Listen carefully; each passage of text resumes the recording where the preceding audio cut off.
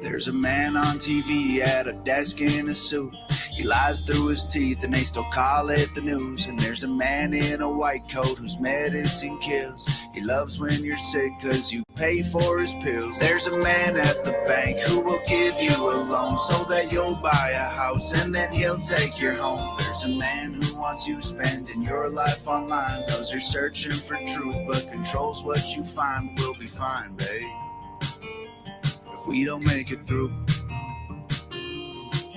There's a man in a church who I really hope told me the truth. Said there's a man in the sky watching over me and you. It don't help if you can fly, 'cause way past the moon. And there's men here on the ground that just want to burn it down. They want money, they want power, don't want no one else allowed. We'll be fine, babe, I'll be the man for you. There's a man in the court sworn to uphold the law, but he's crooked as a fence post and don't do his job. There's a man in a classroom who should know the facts, but he's brainwashing kids, teaching English and math. There's a man in your phone who hears everything you say. He knows everywhere you go, every joke you ever made. There's a man with a bloodline that owns the whole world. Every airplane and building and gold, brick and pearl. We'll be fine, babe, if we don't make it through. There's a man in a church who I really hope told me the truth. Said there's a man in the sky watching over me and you. It won't help if you can fly, 'cause way past the moon. And there's men here on the ground that just want to burn it down. They want money, they want power, don't want no one else allowed. We'll be fine, babe, I'll be the man for you. Pray that the man in the sky's watching over us tonight, 'cause there's people looking down on us for fighting for what's right. Hold the line, babe, and I'll hold on to you. There's a man in the clouds and I hope he's looking down, 'cause there's people here on earth who trying to put us in the ground. We'll be fine, babe, I won't let go of you. Said there's a man in the sky watching over me and you. It won't help if you can fly, he's way past the moon. And there's men here on the ground that just want to burn it down. They want money, they want power, don't want no one else allowed. You'll be fine, babe, I'll be the man for you.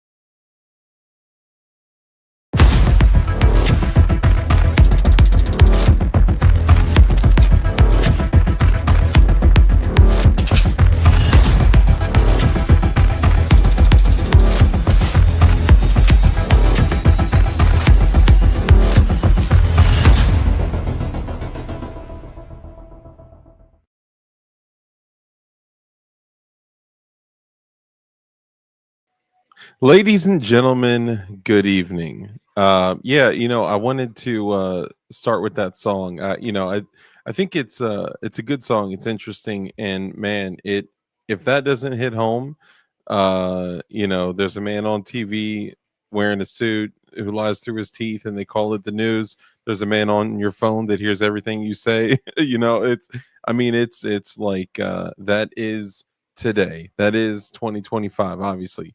Way before 2025, but you know what I'm saying. So I got to keep my mic a little low because my printer's going burr right now. You know what I'm saying?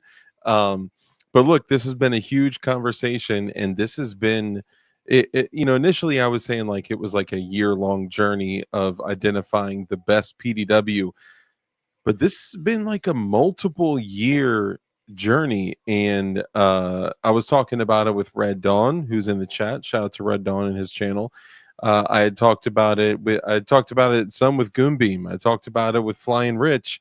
And there are so many considerations for a bag gun, trunk gun, truck gun, quick response gun, PDW bufferless folding sub gun. Then the sub gun brought me to it needing to be a rifle caliber, which opened up it's a lot of things to consider. So it's seeming to be a never ending conversation, and we're going to dig into it tonight. And a lot of stuff has come to surface about particular models out there that are very popular, extremely popular, and a lot of people aren't talking about the issues that they're having. So we are going to have an open dialogue about the issues. We're also going to talk about some other stuff, man. Like I was really, really blown to see that LCT, Laura Colfer Taylor, went out of her way to submit a court document to try to halt the compassionate release for CRS. And we'll talk a little bit about that if you guys hadn't heard. Crumpy and Rich shared that information earlier this evening. And man, it's hard to not have an emotional response to that situation, because we know CRS, like we know he's a good dude regardless of whatever mistakes anyone has made. Like, no one deserves to do 60 months in federal prison for a laser etched metal card, right? That no one had turned into a machine gun. The ATF didn't even turn it into a machine gun. Anyway, so yeah, we're gonna have several different conversations tonight, but we're gonna dig in to the PDW conversation. PDW being a personal defense weapon. Everything, the conversation is going to include everything from a sub gun to micro rifles, I guess you could call them that. And we got some data on some ballistics out of these smaller barrels too, which is going to be super helpful for anyone else out there trying to make a decision on stuff like this. So, and as soon as my printer stops, I can turn my mic up a little bit more, and you guys can get the soothe sounding voice of DLD After Dark, but you can hear my printer. You know what I'm saying? So I'm trying to keep it to where it's not all up in your ear. So I got to turn the gain down a little bit. Anyway, so welcome everyone. If you don't know, I'm Dark with DLD After Dark. We do a live show every Tuesday, Thursday, and Saturday. We just recently launched the first knife of launch 2, which is the Aegean, which the Aegean is named in honor of the homies over at Gideon Optics, Patmos Arms, JSD Supply. And I actually got one right here, believe it or not. Yeah. Is this? No, that's the wrong one. My bad. Hold up. Yeah, here it is. So the Aegean is, I know launch 2, the focus of launch 2 was going to be the, flippers, liner locks, and all that. And we're still doing that, just so y'all know, we're still doing that. But this is the new box. If you guys hadn't seen it, I know most of you guys have. And I literally have to label it like that. It's kind of ghetto because obviously the Aegean didn't exist when we bought 1,000 of these boxes. So even though the liner locks and flippers are, the focus of launch 2, we wanted to drop the first one with the roller lock or the cross bar safety, cross bolt safety, whatever. It's got a number of different names. Some people call it the axis lock. So this is the Aegean. It's got a super deep carry pocket clip. It's actually longer than the frame, so when it sits in your pocket, you honestly can't even tell that it's a knife, which is kind of a cool feature. And a few people specifically requested that, so we put a little bit more work into the pocket clip, working specifically for this. This one is 8CR13 MOV steel, similar to the Birdshot and the Journalist, but This one has way different contouring, a different angle of the actual blade. It's kind of canted forward, and it's got this like wood grain G10 on it, man. It is so freaking gorgeous. I know a bunch of you guys already ordered them, and they haven't shipped just yet. So just hang tight. DLD before dark. So this is the Aegean, and the Aegean was named in honor of Gideon Optics, Patmos Arms, JST Supply, because the Aegean is the body of water surrounding Patmos Island, and there's a lot of like biblical connection to Patmos Island and the names Gideon. And I mean, look at their optics, right? Like the Alpha, the Omega, so there's a lot of biblical significance of that too. It's also where Paul was found not guilty on the seat of something like that. Anyway, it's kind of cool. But yeah, this is the Aegean, and there's a lot that people do not know about, like the work that Gideon Optics, Patmos, and JSD put in behind the scenes. They'll never talk about it, but I've seen Jordan stroke crazy checks for fighting with organizations like the GOA. They've been plaintiffs in a number of lawsuits. They've been fighting, behind closed doors, like in the 80% frames and receivers case, and all sorts of other stuff. And they've also been attacked by like basically everybody, in existence, from what's his name, Josh Shapiro in Pennsylvania, the entire city of Philadelphia, NBC4. Oh, David Ingram, what a dirtbag, David Ingram. That's how I was shut down. That's how DLD Hardware was shut down. Yeah, those DK Ergos, baby. Great to see you, man. But we'll get into it. By the way, I just want to say, Drewski, thank you so much. The other stream, you sent me $75, man, and it was such a big deal, because not only obviously is it helpful, but I was able to put that $75 towards ammo that I literally have on the way to me right now. And I'm gonna be getting back into shooting, because my arm is almost back to 100%. So now I'm gonna be back to running drills, doing them on video, and smoking Red Dawn out there. I'm just kidding. Hey, good looks, man. I appreciate you, bro. Yeah, and you do have to click launch 2 or all knives to see, because they're basically going to be separated into launch 1, which you guys already know of, and then launch 2, which we're doing literally one knife at a time because of inventory. So just be on the lookout. We got some new stuff coming out over the next couple weeks too, so be on the lookout. So anyway, let's jump into it, man. I so appreciate you guys being here. It's going to be a really good conversation tonight, and let's jump into it. So dang old Matt was first in chat. Appreciate you, brother. Thank you so much for being here. He says, what's up, Glowies? Now I imagine he's talking to the Glowies is the community, but also the actual federal agents that are probably watching all of my live streams as well. So yeah, enjoy that. Thank you, Matt. Appreciate you, brother. And you get one crisp high five for being first in chat. Thank you, brother.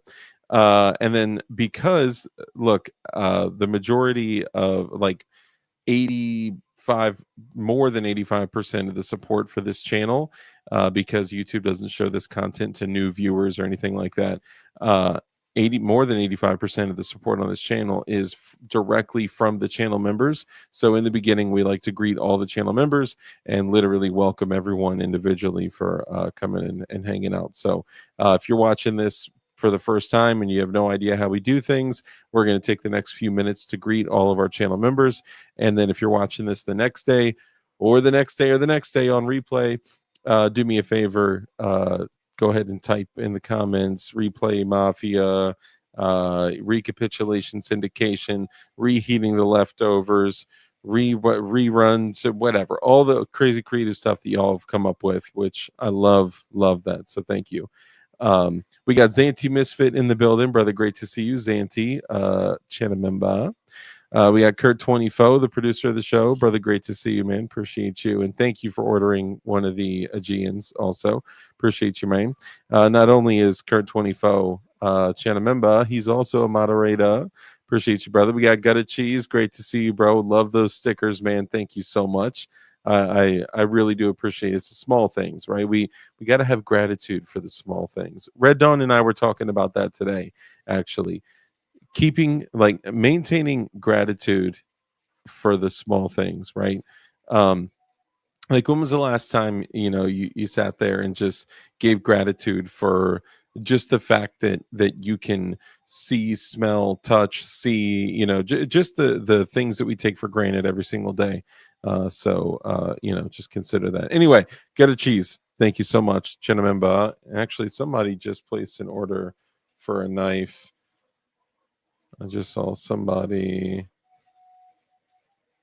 Let's see. I can't see who it is, but thank you to whoever just ordered a knife on Definition Knives. We appreciate you so much, man, for real. Blue Curtain Burner, brother, great to see you, man. Appreciate you coming in and hanging out. Also with Chanamemba for show. Not My Name, great to see you. Also with Chanamemba. Thank you, brother. Barton Fink, great to see you. When you say PDW, do you mean personal defense weapon or prison deep wallet carry? Appreciate you, man. Good seeing you here. Also with Chanamemba. And of course, we're talking about prison deep wallet carry, right? That's a cigar tube, razor blade, and some matches. Like, that's what we're talking about. Let's see. Got a cheese, blue curtain burner. Frederick Donegan, great to see you. Red Dawn Readiness. Appreciate you coming in and hanging out, man. Let's see. Kurt 24, Frederick Donegan, Mike McClune, the Goon, not only a Chanamemba, also a moderator. Appreciate you. Dang. Hey, yo, Black Diamond Guns of Gear. Just placed an order for one of the knives. Thank you, brother. When any of the homies order a knife, if I know you're from YouTube somehow, you don't have to put in your username, because I know people get weird about like the whole personal information thing. Just literally put like found you on YouTube, whatever. I'm gonna throw in every sticker in existence. Sometimes I even throw in extra stuff too, like, so just make sure that I know that it's someone from the Kim Light Battalion. Stifler Manufacturing, brother, great to see you. Also with Chanamemba, appreciate you, brother. See Kurt 24, Red Dawn, Stifler, Gort, great to see you, brother. Also with Chanamemba, appreciate you, brother. Let's see, Gort, Stifler, Barton Fink, Drewski, Lifetime, Chanamemba, brother, great to see you, man. Thank you so much. Yes, indeed. FATF, hashtag free CRS. Appreciate you. Let's see, we got Zanti, Kurt 24, Got a Cheese, Barton Fink. Thank you. I love that you love my box, but honestly, it's not my box. It's your mom's box. Let's see, Zanti, Gort, Frederick Donegan, Tex Bullington, brother, great to see you. Also, Chanamemba, thank you, my guy. Let's see, and thank you for sharing the link. It's weird, if you just go to definitionknives.com, it will pull up, but this is like the link. It's weird. I've tried to fix it. I don't know what we can do, but I saw Goonbeam on Bears Live this morning, and I said hello. Nice, that's what's up, dude. Heck yeah. Red Dawn, Drewski, Robert Ham, brother, great to see you, man. It was I was gone for a minute, but I'm back now. Tang, I love your Tang. Great to see you. Flying Rich, Chinamemba, moderator, great to see you. Let's see who else we got. Gort, Zanti, Drewski, Fluffy Bunny Arsenal, brother, great to see you. Let me know if we're going to see you at Goals, man. That's going to be fire. It's going to be tough, though, planning to have all the stuff, all the inventory, all the merch, all the everything. We're going to talk about 10 millimeter too, man, because there's a lot to consider with the PDWs, and I'll tell you what, man, What if I were to tell you that a 10 millimeter PDW is pushing almost the same amount of energy as a 300 blackout PDW? It's crazy the amount of information we've been able to get on this stuff. It's pretty nuts. So, all right, let's make sure. From Idaho, nice man, appreciate you, Mr. John Baker. Thanks for coming and hanging out. DLD, your sticker collection rocks. Thank you, brother. I put a lot into it. It's appreciated. I will be at goals for sure. Nice, man. It was great seeing you last time. Can't wait to see you this time. Let's get into it. We got everyone else in here. Black Diamond Guns of Gear. We got Ting Ting. Ting Ting, I didn't see you for a long time, and I love you and miss you and appreciate you coming in and hanging out. You are our part of our 2% of female viewership, so thank you. Tuck, great to see you. The Range, John Baker, welcome. Garen Wilson, Robert Ham. Let's see. I know I missed a bunch of other people, but FGM, brother, great to see you. If I missed you, just shout out in chat, say what's up, and we're going to jump into it. So, ladies and gentlemen, I'm going to go ahead and bring in our esteemed guest of the evening, somebody who is well studied on personal defense weapons, PDWs, and someone who has stacks and stacks of data sheets on information. Some of you may know him as Kentucky Ballistics. Others know him as DLD After Dark. Hey, did you know there was a unanimous Supreme Court decision out recently changing the face of the Second Amendment forever? I heard that it was actually changing the face of the Second Amendment forever, but why is it only the face? Because it just sounds better than ass. Sounds like sounds interesting, Rich. Thank you for sharing that.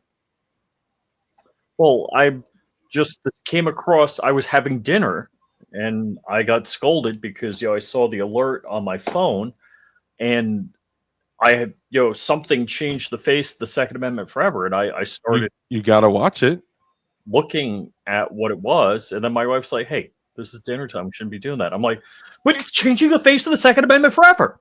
Yeah, how can you not watch something that is potentially changing the face of the Second Amendment forever?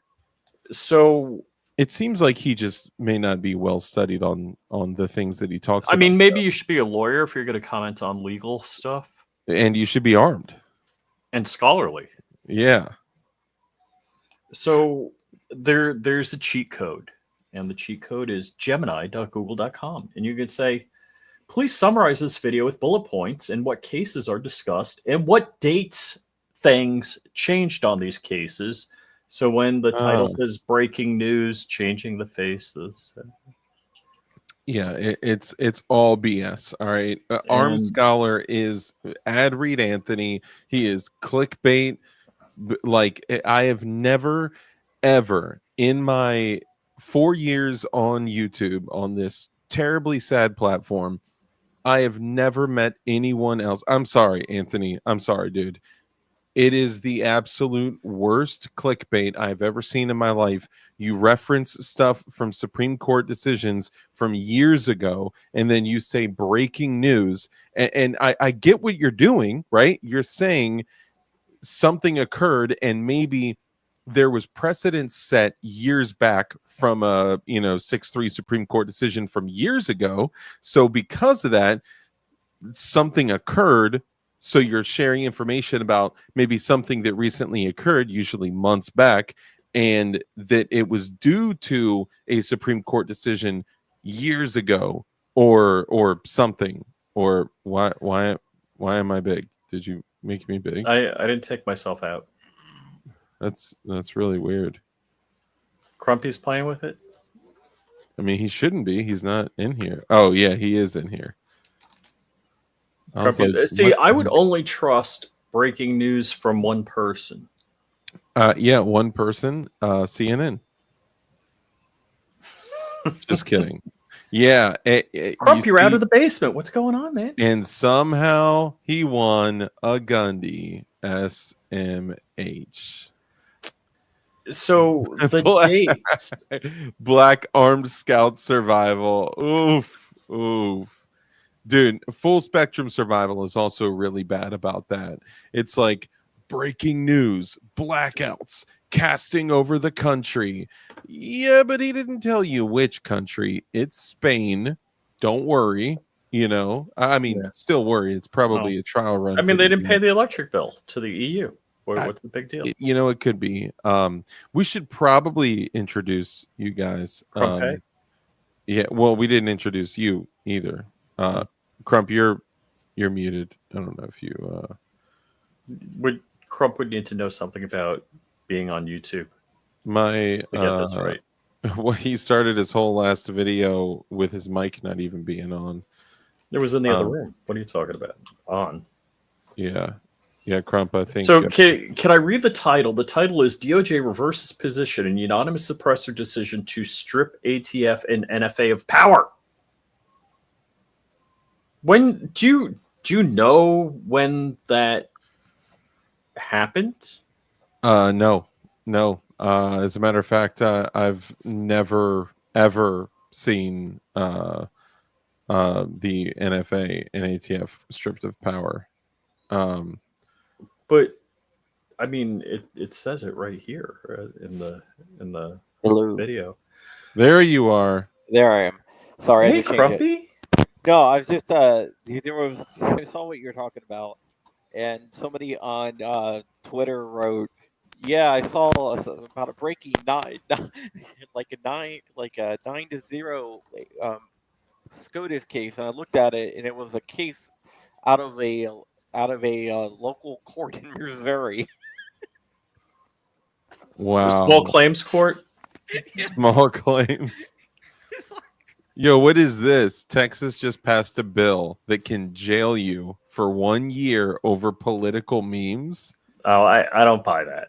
Yeah, That's not reasonable. That's Red Dawn. Is that also clickbait, Red Dawn? Is that what we're doing, or where'd you see that? Or he could be citing someone else's clickbait. Oh, I get how this is breaking news because the DOJ requests a 30-day hold to reconsider their position on suppressors on March 22nd, 2025. So 30 days would have been a week ago. So this is absolutely breaking news.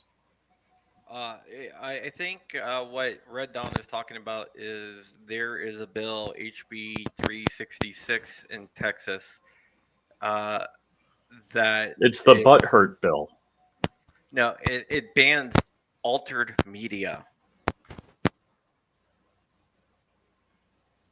Oh, all right. So Red Dawn is just watching one of these guys falling into the world guys and taking it wrong. Dude, basically, the Ed Reed Anthony of the end of the world is here.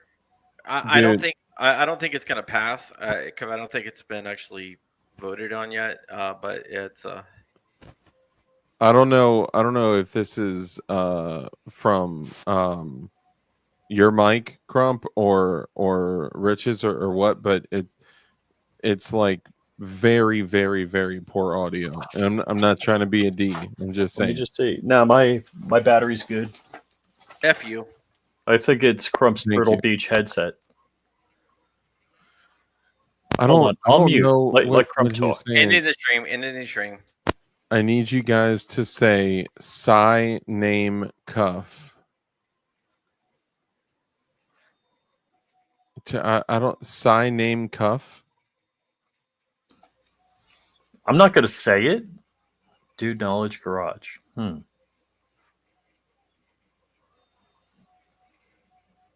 It's got to be something backwards because cuff backwards. We know what that is. So it's got it.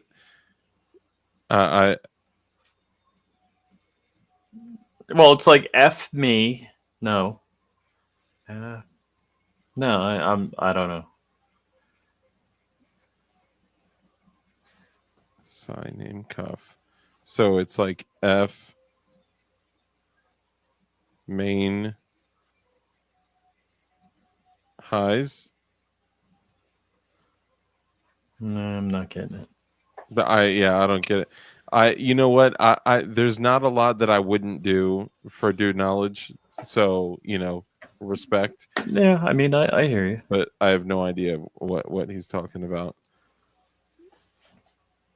All right, so let's go ahead and do this. 30 minutes in on the dot.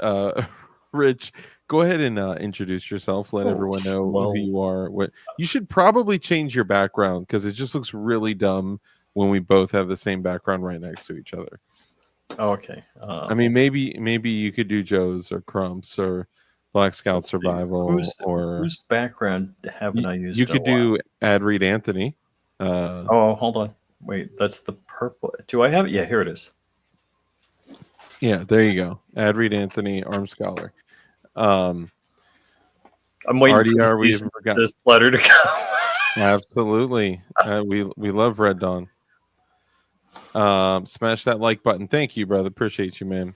And yeah, for just to say real quick, One person that isn't here and familiar with. Oh, you have to click on launch 2 to see the new Aegean. someday I'll get one of the launch 2 knives. I'm still Someday. on launch 1. I just got them. I mean, what do I have to do? Buy a knife company? You might have to. Rich just reversed DLD's background. Yeah, for real. Okay, all right. So, Rich, go ahead, take a moment. So I am and Flying Crump, Rich. FlyingRich.com. Sorry, my bad. Real quick, I just Flying want Rich to say, Firearms. Crump, you can come in whenever you want. If you're okay, all right. So I'm sorry, Rich. Go ahead. So FlyingRich.com, Flying Rich Firearms. Hey, did you know that? I'm just kidding. And My bad. Flying Rich on YouTube. And of course, Flying Rich Official on the grams. And of course, I'm not just a DK Knife Club member, I'm an owner. 49%.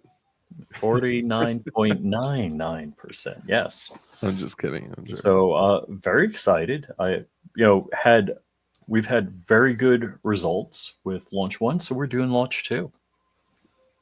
And we're going to be over at GOA Goals with hopefully a booth and not just a card table and a couple of chairs. Oh, we're gonna be. It's gonna be a lemonade We got stand. the strippers. Yep, with the poles, but they'll only be on our poles. Oh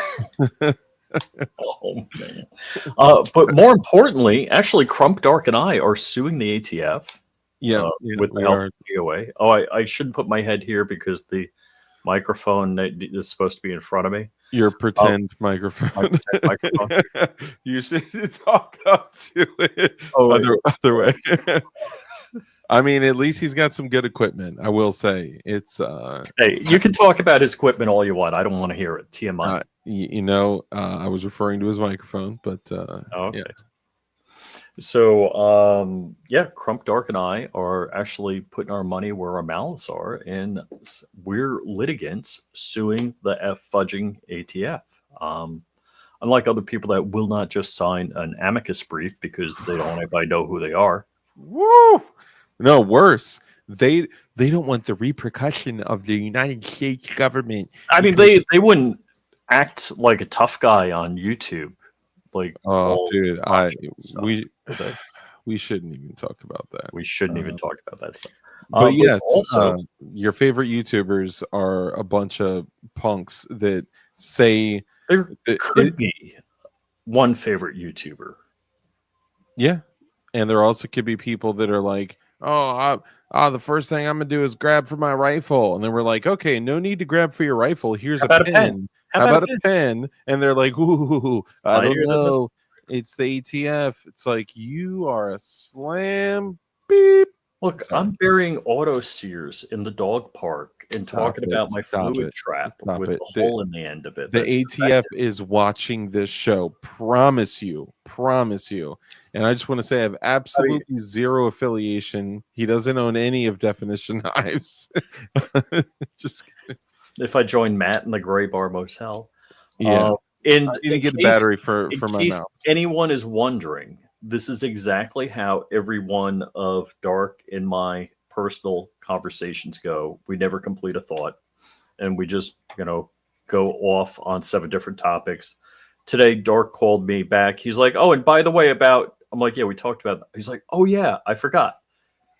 Which was funny because usually it's my job to forget what we talked about.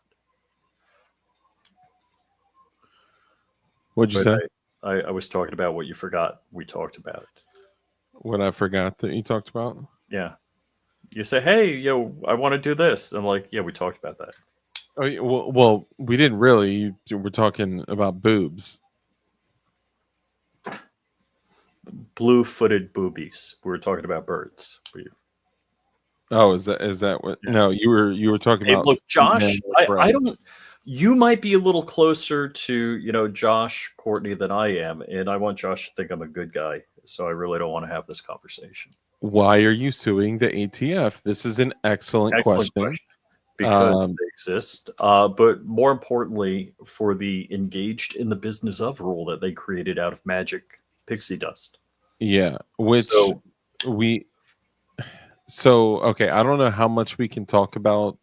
well, we shouldn't talk about it because there's problems with that. We can say we're doing it, but we probably shouldn't talk about the lawsuit because then Yeah, give that would be that would be the extent of the conversation, which would be the ATF tried to say that anyone offering to sell a firearm that they purchased or selling a firearm that they purchased or advertising a firearm that they purchased or keeping boxes of a firearm that they purchased or whatever, anyone selling any gun at all for any reason is operating as an unlicensed Well, FFL. they don't say if you sell 10 guns in a month, a year, or whatever. They just say we could think you are. Yeah, it's up to their interpretation, which could include your buddy texting you and saying, hey, I remember you bought a Glock 47 or a Glock 34.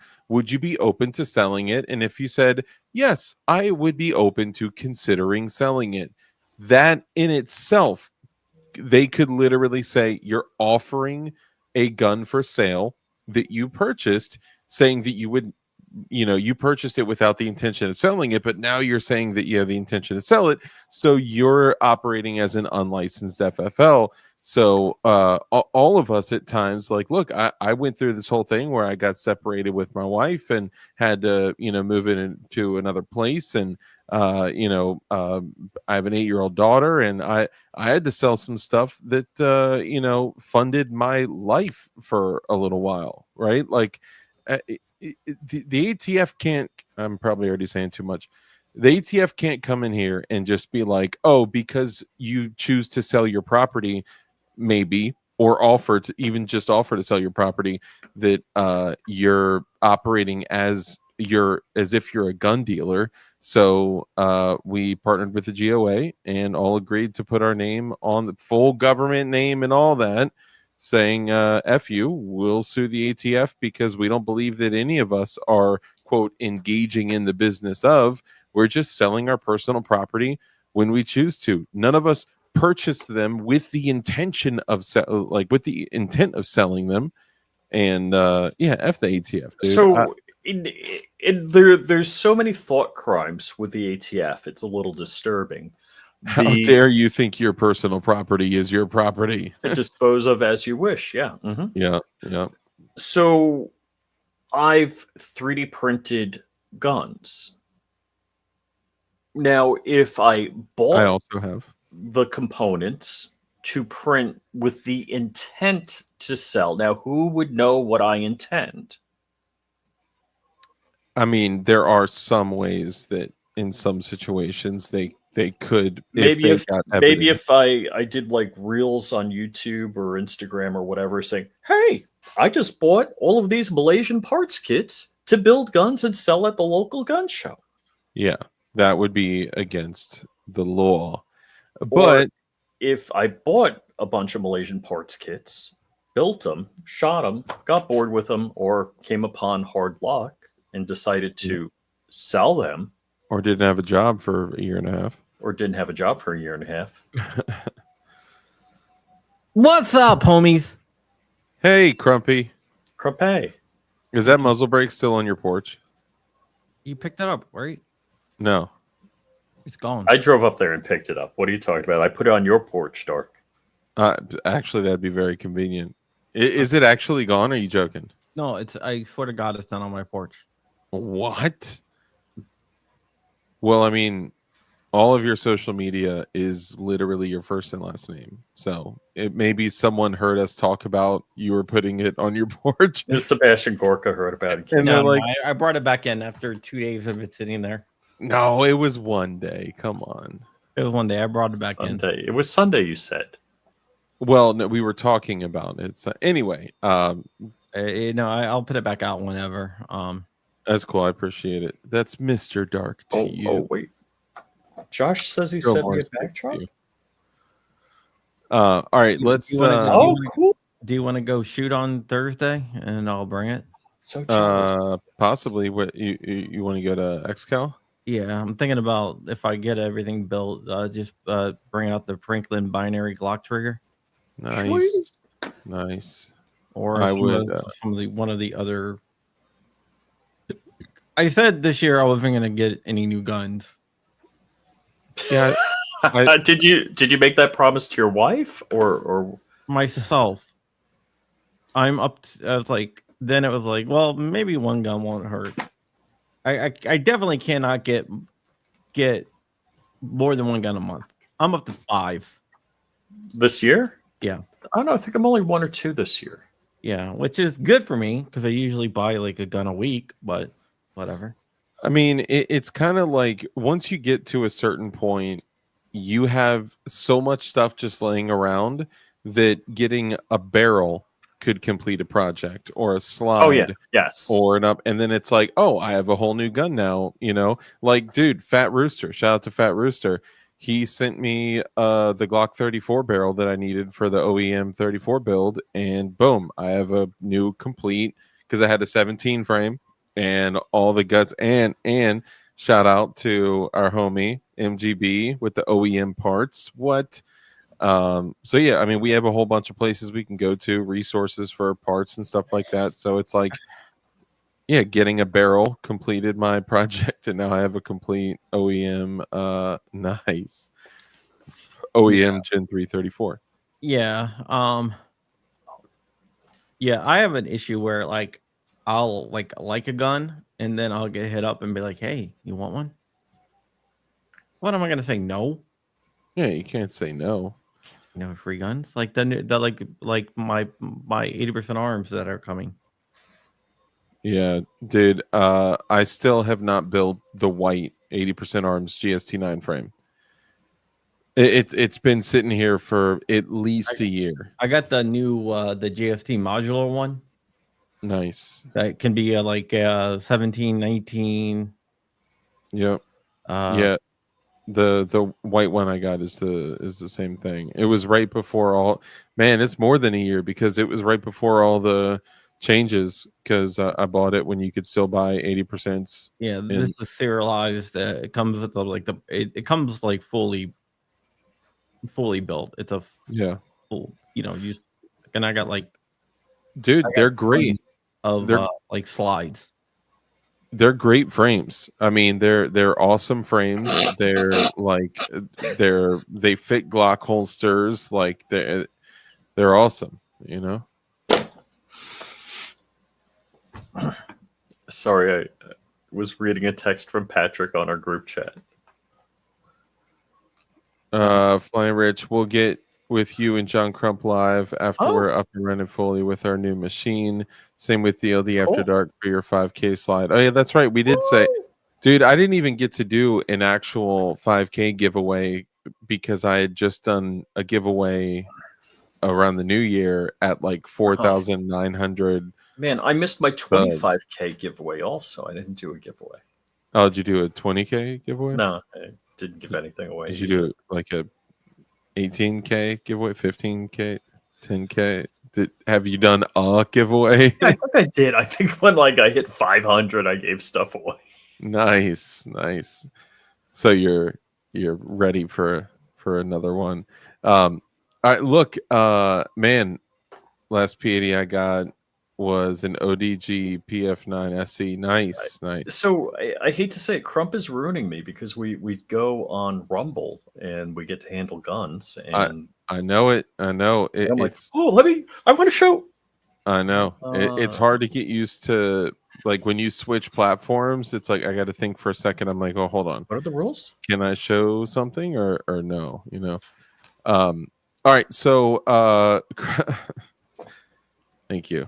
Crumpy, go ahead and introduce yourself too, just in case there are people. There was actually a few new people in here, so take a moment, introduce yourself, let everyone know who you are, what you do, where they can find you. I'm the man, the myth, the legend. No, just joking. I'm a nobody. My name is John Crump, and I do news. It's your channel. You can do whatever you want, huh?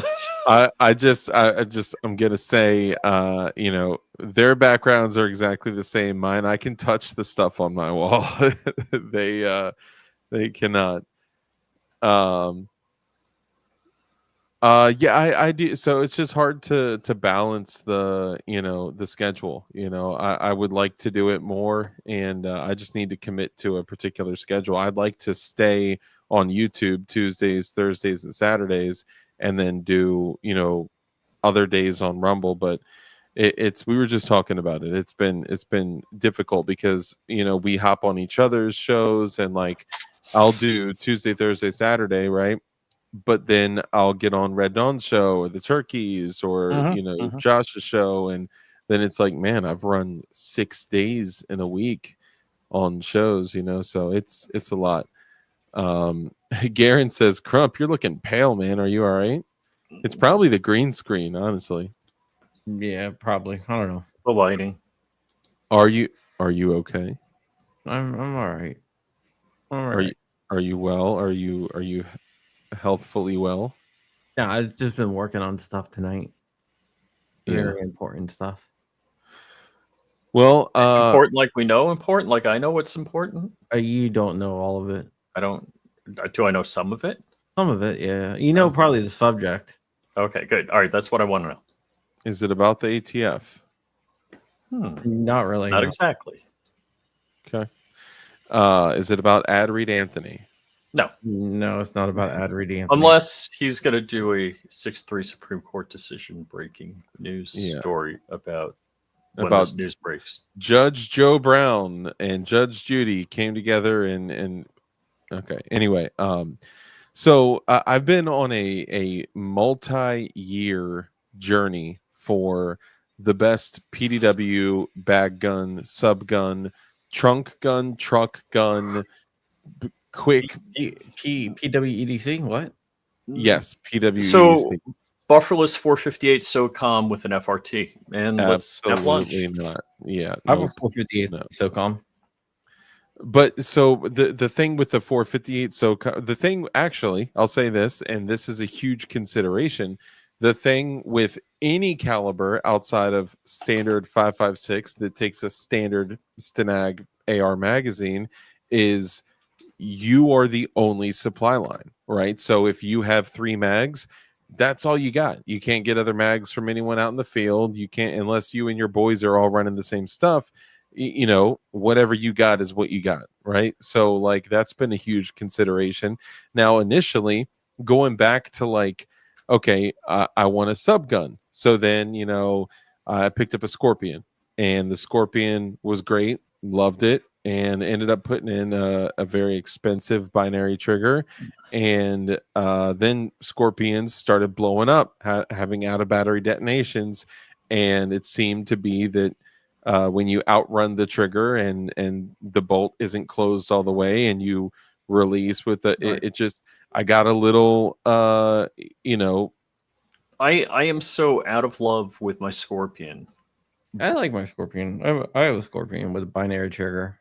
I got a bunch of sub guns. I got a Scorpion. What else I got? I got the Strybog, the MP5, but that's the Mac 10. So I got an MP5 too, because I was like, okay, the MP5 is better, smaller, more reliable. It's a, you know, more reputable system that's been around for way longer. Parts are more available. The MKE clones, the ones that are brought in by Century Arms, Those are MKEs. Those MP5 clones are made on HK tooling. They're excellent. They're excellent clones. Except for the one Crump got. I mean, it did actually have an issue, but yeah, the mag catch was a few millimeters too short, so the mag would just fall out. yeah. But once you replaced the lower, it was good, right? No, I replaced the lower, but I didn't replace the lower because I just replaced the lower just want to replace the lower. I had to replace the actual mag catch itself. Oh, gotcha. Okay, yeah, because you were going to put the mag pull lower on it anyway. I do have the mag pull lower on it. Yeah. So I went the route of the MP5 too, and I did the K version, but the M version. We all did the M. AP5M. Yeah, AP5. Buy it. Technically, it's an AP5K-M. The M is the briefcase model with an unthreaded barrel, no tri-lug. You can't run a can on it. It's a loud gun only, right? Which I was like, you know what? I want it small. At that price? Yes. Yeah, we got a crazy deal on it. We all bought one at the same time because it was a stupid deal. Can't You remember. did probably. I think we all literally purchased it at the same time. It was like, dude, these are like $829. I had never seen a good MP5 clone for under $1,000. Yeah, and I can't remember who found it. One of us found it. I can't remember who, and I think we all bought it on the same day, but I can't remember who actually found it. Yeah, I can't remember. It was just too good of a deal to pass up. Now all of those, even the M models, are all like $1,300 or more. So I mean, it was definitely a good deal, right? Well, you have the what is the other clone? Mac. Turkish company, Mac, yeah. Oh yeah. Those are still reasonably priced. Those are still reasonably priced. There's reasons for that. Those also didn't exist at the time that we bought the AP5s. And if you handle them, I mean, you can feel the difference in the machining just racking the charging handle and manipulating it. It just feels. All right, say it with Chef. Ruger PC charger? No. Well, okay. So if the PC charger doesn't have roller delay blowback, it does. I could not compare that to the MP5, but it is still a very small takedown, right? 9mm. Like it would be a good option. Size wise, sure. It's a good option and they got like the brace kits and stuff like that. Like it's cool. Like Kurt got one, he loves it, and if you want to have a little takedown 9mm with a folding brace that you could throw a can on and put it in like a lunchbox size like that, that's a good option. But here's the whole thing. What do all these guns have in common? The Scorpion, the MP5, even the PC Charger, all these guns have the same thing in common. They are sub guns. They are sub rifle caliber. So they're pistol caliber. They're 9mm, which 9mm, like I'd rather, if I'm just carrying a Glock, right? It would be better for me if there was a terrible situation that occurred. If I needed to grab, a bag gun and I grabbed a Scorpion or an MP5 or whatever, right? Like one of the sub guns. 4 points of contact, 30 rounds of ammo, and a binary trigger, like that gives you more capabilities, but it's still just a 9mm, right? I mean, what are y'all's thoughts on that? Is that still suitable, or is it just better than nothing? So just get a 10mm. You know what type of gun I kind of want. Are you buffering right now? Me? Your brain? No. I'm saying I want the Matador Arms makes the Mac K. Yeah. That's cool. And you can use it with any AR lower, put a side folding attachment, like you could 3D print a side folding. The Mac K it takes MP5 mags. Oh. I think they make multiple ones. I was just talking about the upper. Well, yeah, they do. They make They do make multiple ones, but the one I want is the one MP5. MP5 stuff. Dude, MP5 mags are great, and the what's the Korean mag company? KCI. Yeah, KCI makes decent mags. MKE makes decent mags. I've never run their AR mags, but I would be cautious with holding that up. I know it's crazy. Um, but yeah, I mean, all these are pistol caliber, right? So you're like from a ballistic standpoint, you're limited. So I went from carrying the Scorpion in a bag to carrying the MP5 in a bag to like, well, hey, I'll just throw a cheap 10.5-inch PSA or the Anderson Frontline or whatever an AR in the trunk, but it's like that's so big. I got to put a whole rifle bag in there. I do love the fact that when you have a 5.56 that is a standard AR with standard AR mags in 5.56, that is a huge benefit to me. But you lose the ability of having a bufferless design with a folding brace or stock or whatever. Well, how about what if you use one of the like the law tactical?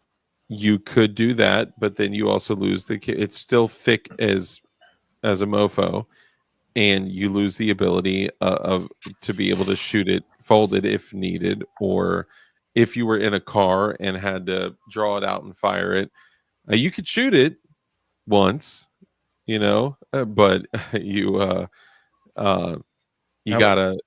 How about the Sig Rattler? That's bufferless. So that's another one that I literally landed on the Sig Rattler, and I was like, this is what I want. This is what I want to get.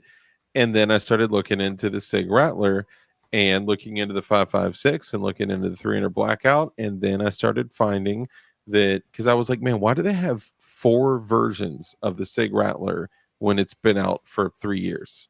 Right. So then I started looking into it, and they use the 1-to-5 barrel twist, which is actually really cool because with a 5.5-inch barrel, I mean, dudes are like cracking steel targets at 200, 300, 400 yards with a 5.5-inch bufferless 300 Blackout. That's insane, right? But then I start looking into it, and if you look through all the forums and Reddit and all places throughout the internet, Rattler owners are saying that because the speed of the rifling is increased tremendously, it's shearing the jacket off of the projectiles, and people are getting baffle strikes. The rounds are literally shearing apart before they sometimes with some ammo, let me just say that. And then with the MCX, they also have the inherent issues that they've had with barrel whipping and accuracy issues, and you also have a proprietary design. So then I'm like, well, what would be a better option? So then I start looking at the CMMG Descent, because the closest thing to the Rattler with a little bit of a improved design, I'll say a lot of people are not going to like this. Yeah, Steve Whoop, I don't disagree. So I spoke with Mike from CMMG, and I was like, hey, I think that the CMMG Descent, somebody actually mentioned this earlier in chat, I think the CMMG Descent may be a better choice for a bufferless foldable PDW than the Rattler, and it's way less. And CMMG offered a discount uh, for me, Josh, and people that are going to support the company. So I was considering that, and then I start looking into calibers, and I'm like, well, 300 Blackout is dope, but man, I really feel like running a 5.56 that takes standard AR mags is just the way to go. And then I looked into the ballistics out of a 6.5-inch barrel with a 1-to-7 twist in 5.56. It's at like 510 foot-pounds of energy. Okay, a 300 Blackout out of a 6.5-inch barrel with a 1-in-7 twist is like 890 foot-pounds of energy on average. That is a huge difference.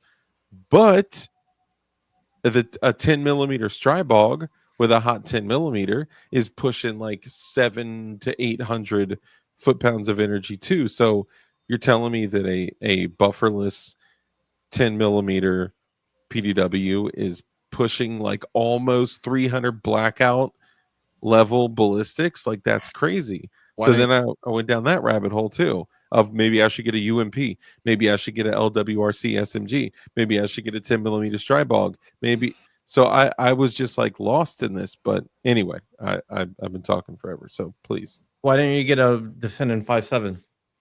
5.7 is not a rifle round. Yeah, but it still have a lot of knockdown power. Okay, so that brings up another conversation. So Rich and I were talking about this. Secret Service, a bunch of government agencies all abandoned 5.7 and went back to 9 millimeter for increased stopping power. Okay. So it's like, dang, like is 9 millimeter that much more significant? Okay, well, I don't think. Yeah, the 5.7 has more energy, but the thing is, it's more likely to pass through. Yeah, then stop and transfer the energy to the target. Yeah. Correct. So I can see that. I can see that. Well, I mean, the equation, it's speed times mass. Velocity times mass equals force. Yeah. And but so then, it's like, higher in the speed and pointier because it's smaller. If so you're it goes through. Yeah, and goes through like level 3A armor, and it was some level 3A armor. That's why that's why I mentioned the 5.7, because you're not going to get that penetration on like level 3A armor out of 9 millimeter. Yeah, which is why accuracy would be super important, and a 6.5-inch barrel with a 5.56 is not going to be like remarkably accurate, right? So like that. Yeah. Force equals mass times acceleration. So like I this is why I was kind of like lost, because even like a P90, like even a 10.3-inch full auto P90, like having the ability to throw a binary trigger in something or an FRT in something, like that's a huge advantage too, especially in the PDW, because in something where your caliber may be a little bit diminished with energy, putting 6 rounds in the size of a fist in a sternum is way more effective. The CMMG Descent does not have a full auto trip on the Bolt BCG, so you can't use binary triggers, you can't use FRTs, you can't use super safeties or anything like that. So then I was like, you need a folding sub 2K in 10 mil. See, I got you. Why not get something like a micro Roni? So I have some stuff like that. Like for the P80, I got the Recover Tactical Brace for the P80. That thing is really cool, and I actually carried that in my bag for a while, up until like last week.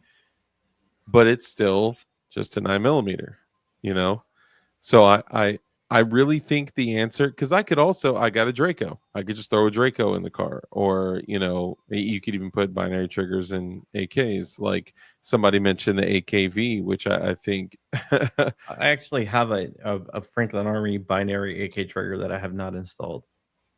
Oh, dude, 5 years ago. I would install that today.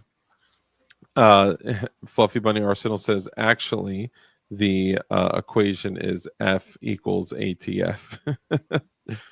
That's funny. Or 6 fists in the. Yeah, that's a good one.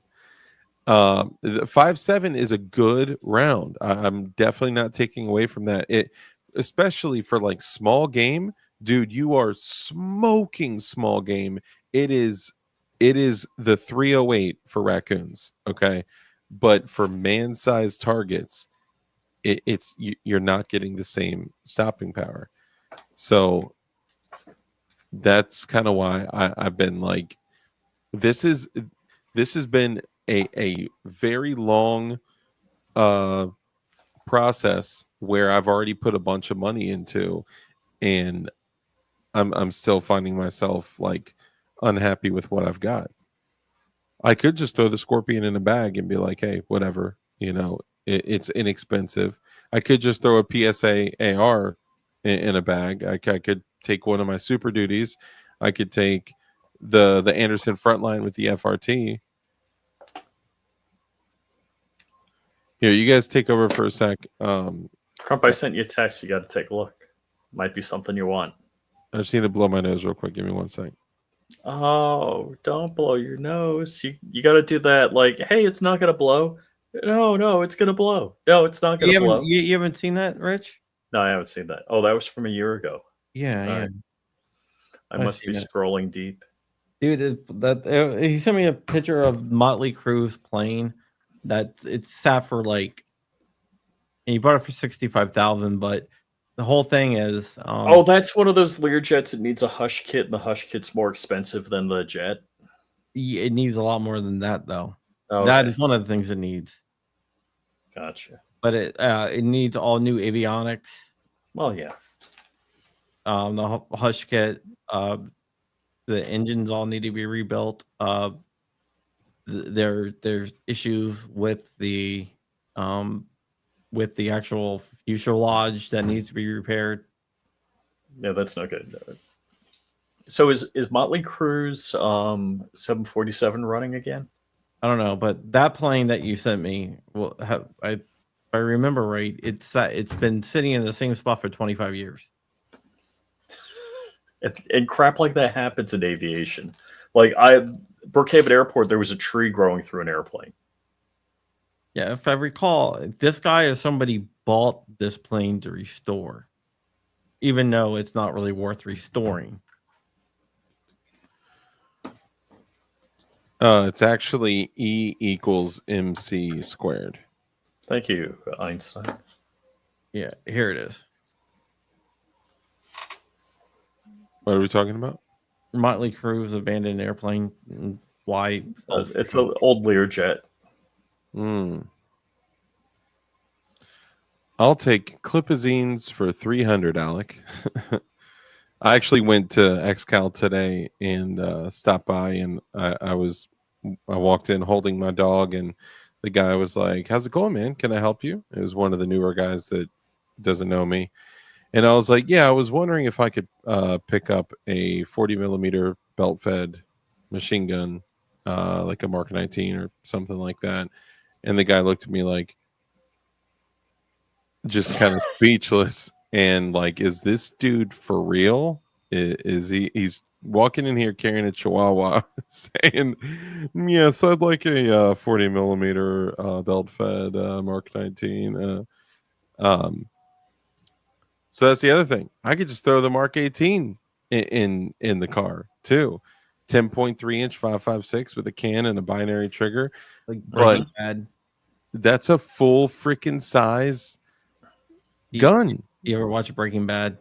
Oh yeah, with the swaying M60. Yeah, in the trunk. Yeah, dude, that thing. Dude. Fire superiority is like in some situations, like it because okay. Here's the other question we need to ask. When are you ever going to use a PDW style firearm? All of us have lived to this day not needing a PDW. I've lived to this day with, well, actually, it's not true. But have you needed a PDW with a rifle caliber and 4 points of contact to survive a situation? Like no. Like honestly, I have my my MP5 with the binary in there, and the Safety Harbor KES stock. It's an SBR, so it's totally Mr. ATF. Yeah. And that's what I throw in my bag. Yeah, dude, small enough so I can just like pull it out. And you have like 5-6 magazines in there, no problem. Yep. Dude, that's one of my. I got 2 MP5 bags, depending on what the situation is. 15-inch laptop bag. Yeah, I mean that thing will fit in a. Some of them are like I could squeeze it into. It's like a 14.25-inch bag. It fits 6 mags and a 20 rounder in the gun with a brace and a sling and the binary trigger. And I mean, dude, I would feel like that's a capable firearm, but we're so spoiled nowadays that like the Glock that we carry has 20 rounds in it, right? Like so in most cases, I like okay, real talk. Have any of you guys ever needed to draw your handgun, or have you drawn your handgun I was live on John Crump Live, and there were some guys in my garage. Yeah, but that one, yeah. But they were I don't think they were actually. Get the fuck out of here! I remember that. They were probably just at the wrong house. They were definitely at the wrong house. They were at the wrong house. Yeah. One time. One 10 time. years ago. Okay. So I've been in a situation where I've been in one situation that I'll talk about where I drew a handgun. On a Prius driver? No, I just punched that guy in the face. In one situation, I drew a gun on a guy that pulled a kitchen knife on me. And that day, I needed my gun, but 0 bullets. I didn't have to discharge my firearm. Thank God. And he probably pooped his pants, and he'll probably never run up on anyone the same way ever again. But did you not have to discharge your firearm? I did not. What happened was I was putting my son in the car, and I'm Bramilton actually, which is a very nice area. That's a very nice area. A group of young hoodlums rolled up. And this is after some events happened, and they were like, "Yeah," but and they were talking trash. They went on my stuff, and I had my kids. So I put my kid in the car. Said, "Guys, I think you really need to back off. I didn't do anything to you guys. I have nothing but respect for you guys. I don't want any trouble." And the guy's like, "I'm gonna give you motherfucking trouble." I went, "Okay." And they came close, but the guy goes, "Oh shit! It's he got a strap." And oh yeah, like they ropes. a lot of times they scatter just at the sight. And yes, it was a 40 that saved my life. Technically, a 40 didn't save my life. The presence of a handgun saved my life. So we don't need to focus on the gun. I called the cops, because anytime you draw your gun, you should call the cops, because you don't want somebody else to call it, then you get charged with brandishing. The race to 911 is a real thing. Yeah. But my mom actually pulled her gun, and she actually had to use it. She killed somebody, right? I mean, I can, if I can do a screen share with the video if you want. Sure. All right, let me get it. Did that dude die, or did he live? Dude, he got like he got shot like 5 times. I mean, 86% of people shot by handguns survive. 5 of them. I mean, he got shot 6 times, 5 in the back. That's pretty hardcore. We're not going to talk about that, though. Mama Crump is the boss. Dude, well, let's be real, too. Loudon County was a very different place back then. Oh, it was Fairfax? Yeah. Both counties, neighboring counties, were very different back then. When I drew my handgun on somebody that pulled a knife on me and rushed me, that whole 21-foot rule is real. But as long as you can draw your gun very quickly and get it out and on target, you can absolutely stop somebody either with rounds or with the presence of a handgun, as long as you're fast enough. Actually, no, think about it. I think all 6 shots were to the back. You may want to leave that part out. Philly Slow, what up? Shout out to Mama Crump. Yeah, But here it I is. I got it right I here. went to the police and he was like, "Did you shoot him?" I was like, "No, I didn't have to." He was like, "I would have shot him." I was like, "Yeah, but I didn't need to." He's like, "Yeah, I would have shot him." It's like, dang. All right, so I'm gonna share this so you guys can see what we're talking about. 'Cause my mom actually had to take care of business, as the kids like to say. Hey everyone, I'm here with my mom, and I got a question for her.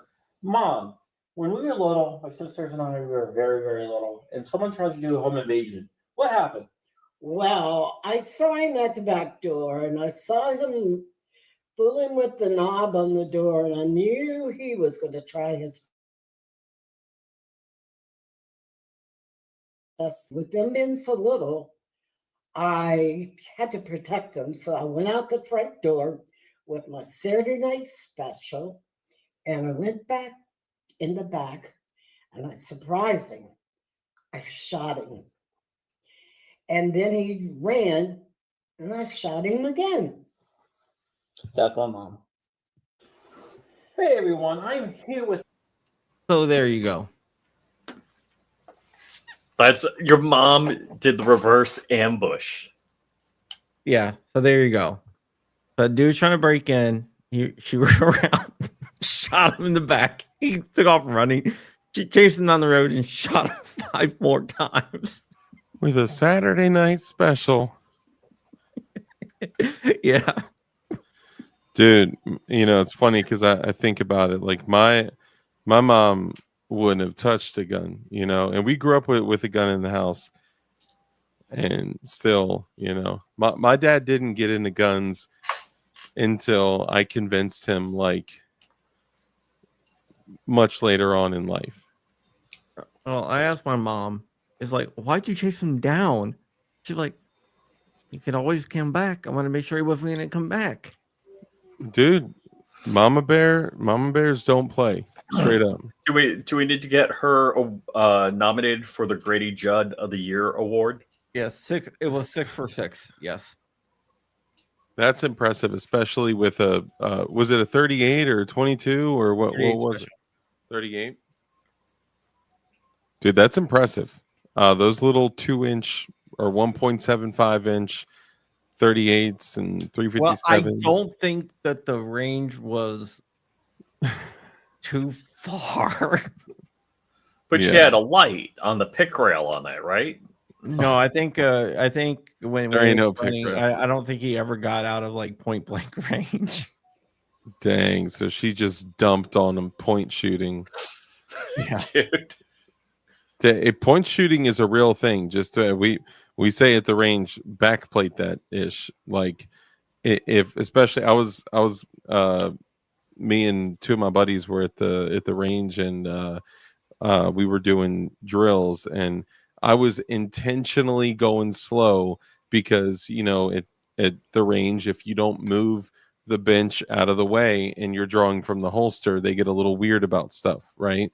Because they like think you're going to bump into it or shoot the bench or whatever. And I like to exercise this tool called not being retarded. And I just don't make those mistakes. So I take a step back, give clearance to the bench, and still draw. And me and my buddy are shooting, and he comes up to me. He's like, "Man, you got me on accuracy, but you know, by a little. But you got me on speed, like for sure." And I was like, "Dude, I was intentionally going slow so the range officers didn't freak out. You want to have a speed competition? Like we can do that." But he was like, "Well, what were you doing?" I was like, "Dude, I'm not aiming. I'm not looking through my dot. I'm not looking at my sights. I'm putting my back plate on the IPSC target, and I'm just like, bang, bang, bang. Like that's it. You know, back plate that ish." Yeah, I think my mom was probably within a foot. A foot? Yeah. So he not only did he get shot, he got burned. Yeah. That's crazy. Lightning McQueen, Tech Money, G23, Sandwich Chef. Good to see all you guys. Tech, I was just thinking of you today, man. I was gonna reach out and see how you're doing, man. I just hope you're doing well. I know you were going through a tough time, so I hope you're doing well, brother. Yeah, so I don't think that he really needed to backplate him Yeah. because she could have fired turned the gun Oh, dude, that's of course I want to grab it. Can't. You remember that story of the kids in Sterling? I told you about. If I said the name, you'd probably remember. But the one guy he shot in the chest with a 9mm, and his gun malfunctioned because he did a whole bunch of stuff to it that he shouldn't have done, and converted a 40 to a 9mm. Didn't change the ejector, or a whole bunch of issues. Put a bunch of aftermarket parts in it, and there was a struggle for the gun with the second guy, and then none of them could get the gun back in the fight because none of them were trained. And he ran to the safe and grabbed a little North American Arms 22 Magnum, and the dude was like, "Oh!" and then started to run down the hallway. It's a long corridor, so he just single action, click, pow, click, pow, hit him twice in the back with a 22 Magnum. Now, this was after they were held hostage against their will with masked, machete wielding maniacs. Was this over off beach or lake? Yeah. Am I right? Yes. Okay. Yeah. Dang, you knew the street and all that. Yeah. Dude, it's a lot of. So after the event, I talked to the guy, and I was like, "Look, man, that's a really difficult thing to make the decision to take someone's life, and I'm sorry that you had to go through that." He was like, "Are you kidding me? Not only did I enjoy shooting him, me and all my friends stomped him while he bled to death." I was like, "Yo, you are twisted." But again, putting myself in his Right. situation, masked men with machetes were holding them against their will for over an hour. And you know the getaway driver, Crump. If you've ever, we'll talk offline. No, just text it to me. If you've ever stopped for gas or a car wash at a particular place, maybe a location owned by the Blacks, which is a family, not actual Black. Yeah, not it's a location owned by Arlen Black. Owned. Oh. Okay. Chill out. Well, if you search Arlen, the Black car wash, Virginia, it's gonna pop up. It was Whitney was the getaway driver. Really? Yeah.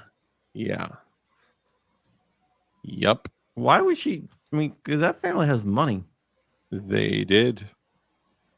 But remember, that's the sister of, and there's always families get estranged and things happen, and notice that the sister and that family was never in there when you went into the gas station. And this isn't just a gas station in car wash.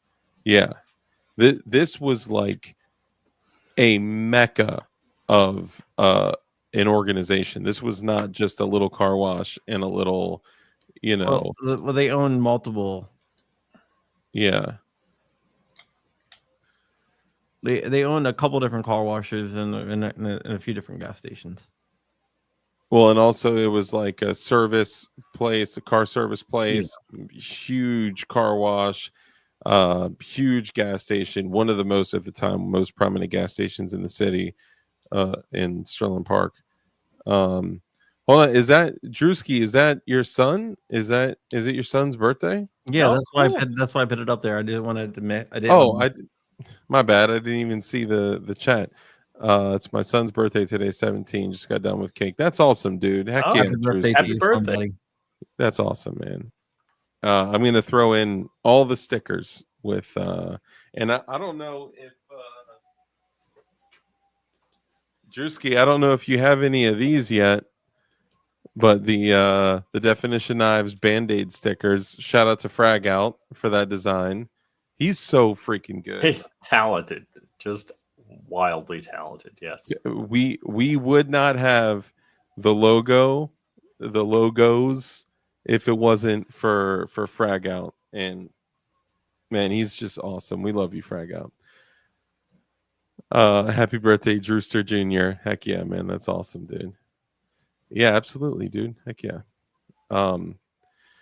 Yeah, so putting myself in like the position of him, right? Like there's a point where someone forfeits the right to live.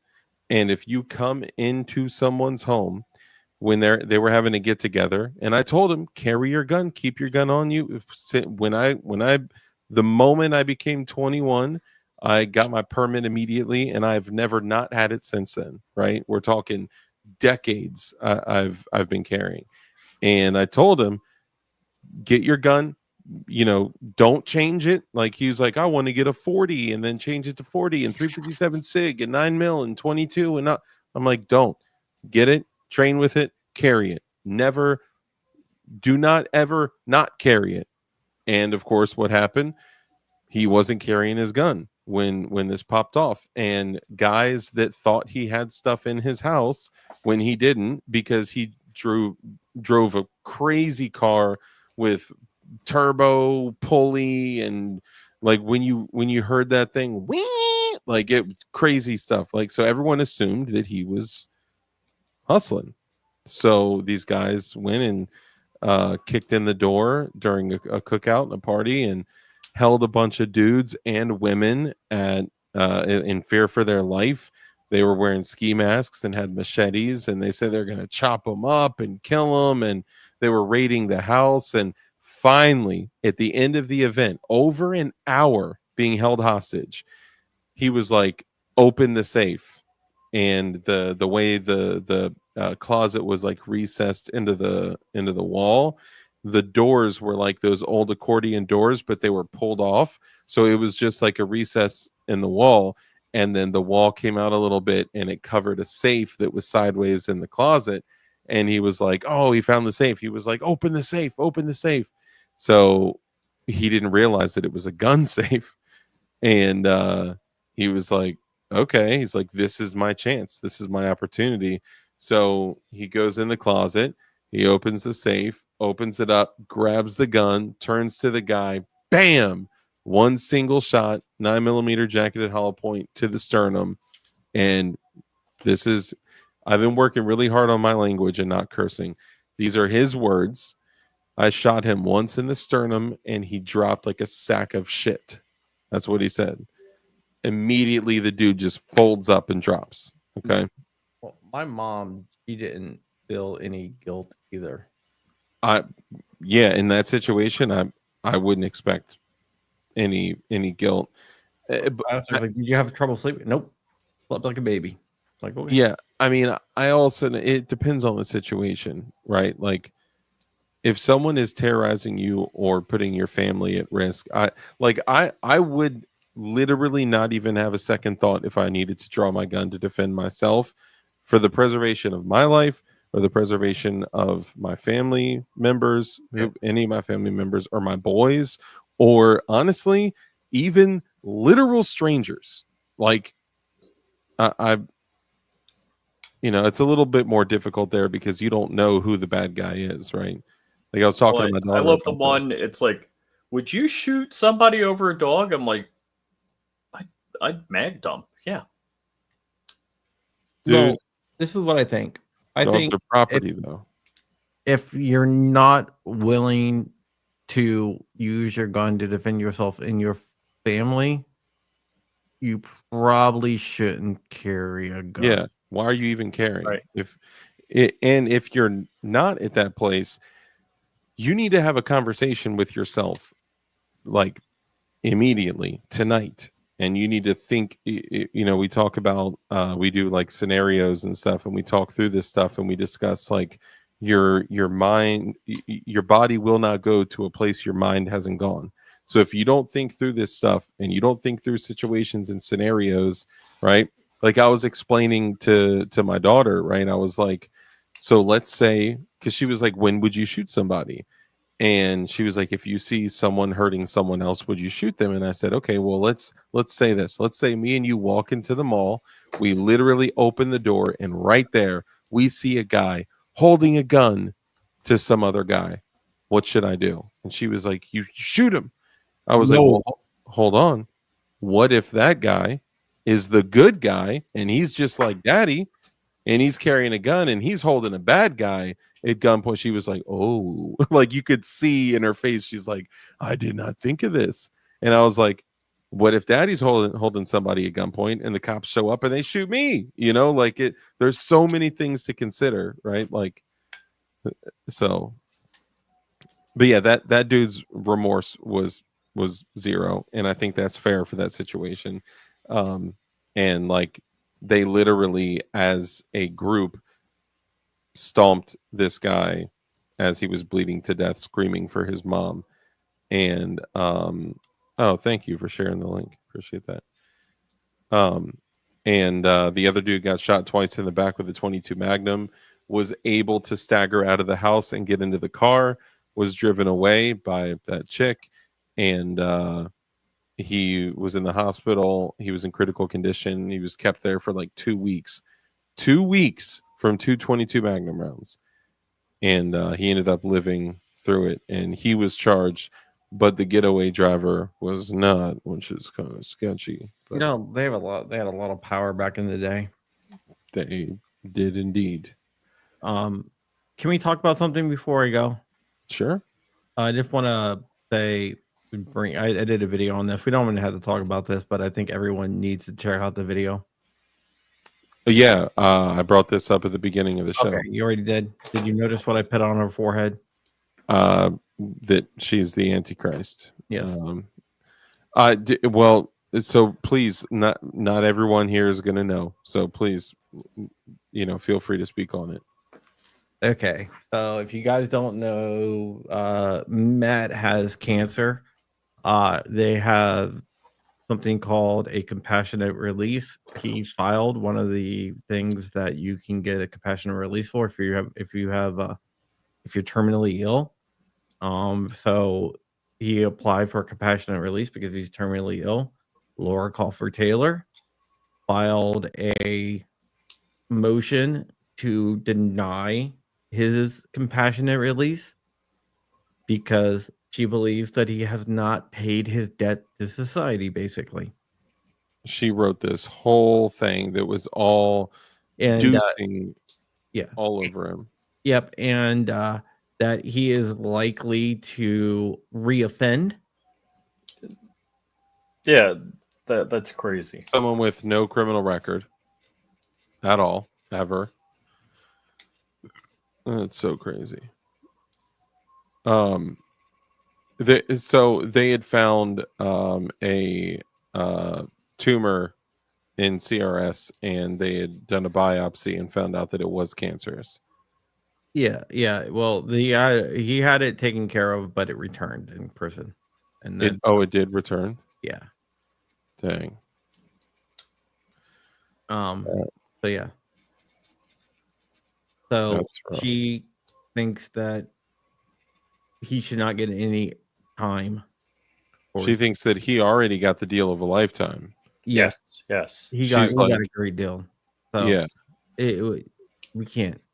She will pay for the evil deeds that she has committed on this earth. There's a special place in hell for her. Yeah. And worse yet, she is a cancer survivor herself. Yeah, what's the status of her health currently? I don't know, but things have a way of karma. I mean, she's well enough to take the time to write a motion to destroy someone's opportunity of getting a compassionate release. So I guess there's that. I'll talk to you guys more offline because there's a lot of moving parts to this. And I think Miss Taylor here is pissed off the wrong person. Well, there's two moving parts, and Oh, there's those more. two moving parts are my balls on her chin. F her. Go to hell. She's a terrible person. She's done terrible things, and yeah, I think she may not pay for those evil deeds. And I shouldn't speak like that, and I shouldn't speak like this, but I will say this: that she may not pay for those evil deeds in an earthly way, but one day, all will bow to Christ. Okay, all will, whether you believe in him or not, all will bow to Christ.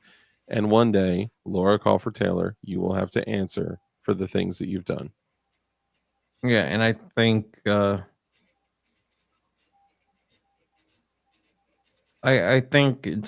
think it will turn out for us, but I think she is an evil person who Yeah, does not deserve to be in the position she's in. I agree. And I'm going to Been, make my life mission to make sure her life is ruined. maybe not that. Maybe just that CRS gets freed or something. I'm pretty sure I want her life ruined.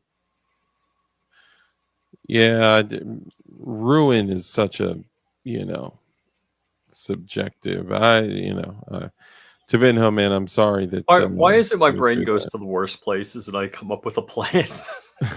I would I'm not. not talking even about anything like that needs a plan. I'm just talking about, Yeah, I would be very clear that no one is thinking of or talking about doing anything bad, wrong, or illegal, or anything like that at all. No, I'm talking about lobbying against her in every way possible to make sure that she loses her job and she never gets another job again within the federal government.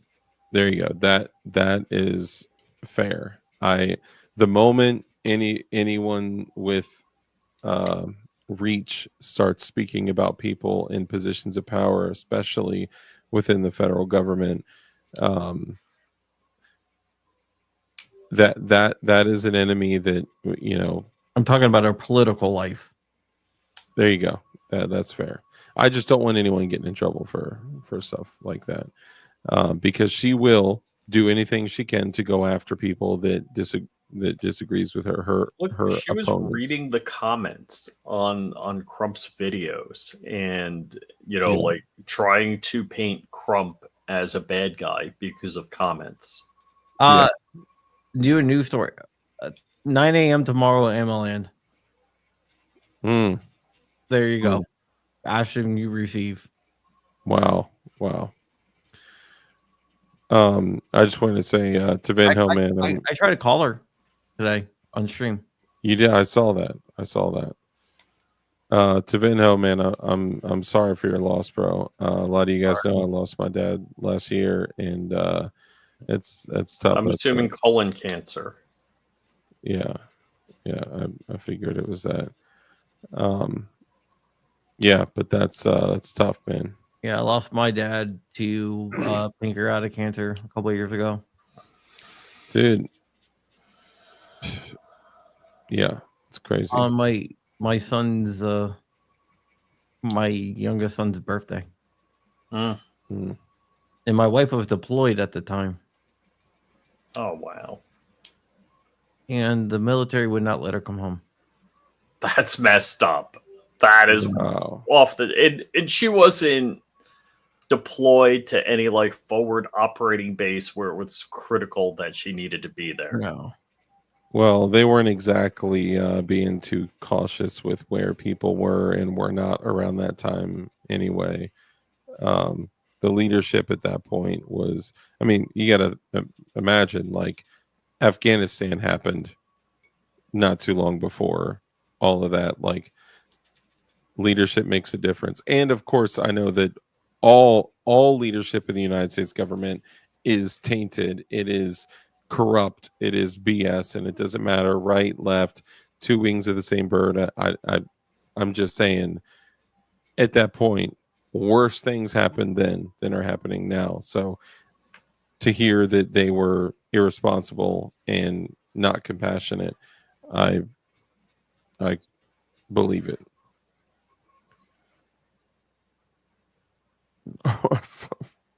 Fluffy bunny. Or he was a black dude. To color cancer. That's so bad. That's so bad. All right, so PDW Breaking news! is there breaking news? 6-3 Supreme Court decision no, changing the face of the Second Amendment forever. David Horowitz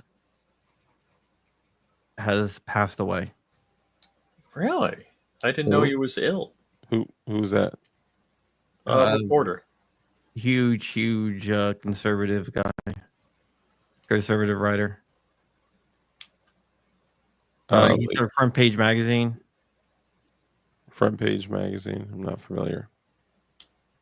Students for Academic Freedom.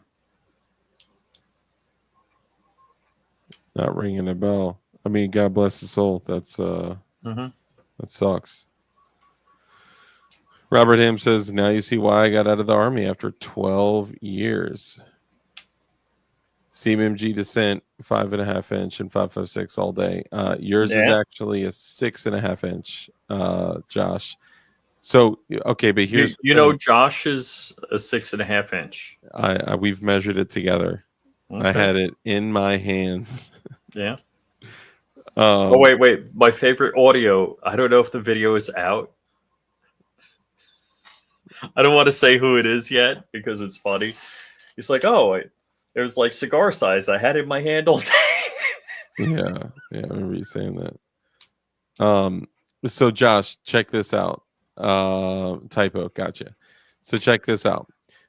I'm literally considering getting the descent, right? And my first thought is get the 5.56 because of supply line, right? Magazines, being able to use magazines from other people with other people, picking mags up off of like law enforcement, to whatever, right? Not to mention that I have crazy amounts of 5.56, stupid amounts of 5.56. I could belt enough 5.56 for all the cartel wars over the next 3 years and personally fund it myself. And JK, I wouldn't do that. But the energy of the 5.56 out of a 6.5 inch barrel is an average of 510 foot-pounds of energy. The energy of the 300 blackout is like an average of 890 foot-pounds of energy. It's a huge difference, but I also don't have 300 blackout. I don't run anything in 300 blackout. There are benefits to the 300 blackout, but even if I did get the 300 blackout, it's like I got this brand new, super short, super light 5.56 can and an old, crazy, honking, big piece of steel 30 cal can. So if I did get the 300 blackout, I would have to run my huge, heavy, old can on it, which kind of defeats the purpose. So I am really tempted to go with the 5.56. But there's just, it's all, man, there's so many downsides to it too. Like, I don't know. I'm honestly tempted. I'm tempted to do this. I'm tempted to literally go sell my Scorpion and sell my MP5K and buy and put together an MP5 SD and put a binary trigger in it or an FRT in it and just turn all supersonic 9mm into subsonic. It's bigger. It's only 9mm, but it would just be an easy, like, done, So I'm either going to put, $1,000 into an MP5 SD or so, or $1,000 into CMMG Descent. But it's gonna be one of the. But the Descent is gonna be able to fold up to be way smaller than the MP5 SD, and it's a rifle caliber. Joe Vacu says 300 blackout for the win. I agree. It's a tough call, but I don't. They have the Descent in 300. Yeah. Sounds like a winner. Yeah, MKE does an MP5 SD. So that would be the easiest way to set up an MP5 SD. If you get the AP5 SD, it's an MKE built clone. It is a very, very well built clone. It has the SD handguard on it, and you can literally just, it comes with a Magpul brace, which is like the A3 style uh, uh, collapsible stock, but it's a brace. And you can literally just spin off the fake can and put a real can on it, and boom, you have an MP5 SD. So I'm super tempted to do that. It's kind of SD ish, but it's not technically the ported barrel and all that. But I mean, that's tempting, you know. And if you're running super giggle fast, bro, the MP5 SD, whack whack whack. That's a sick little setup. It's a sick little setup.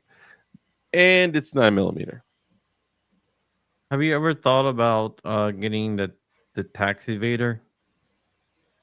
The what? The taxi vader. What's that? Oh, the taxi vader is awesome. I just want to go on the record saying that I would never be a tax evader. I'm just gonna shut up. No, I can't remember what it was called, but it was calling it. It was basically an AR-15 rifle, but it had it's the 9mm with the porta barrel and all that. Yeah, I saw PSR running something like that. Yeah, because it only requires one stamp instead of two.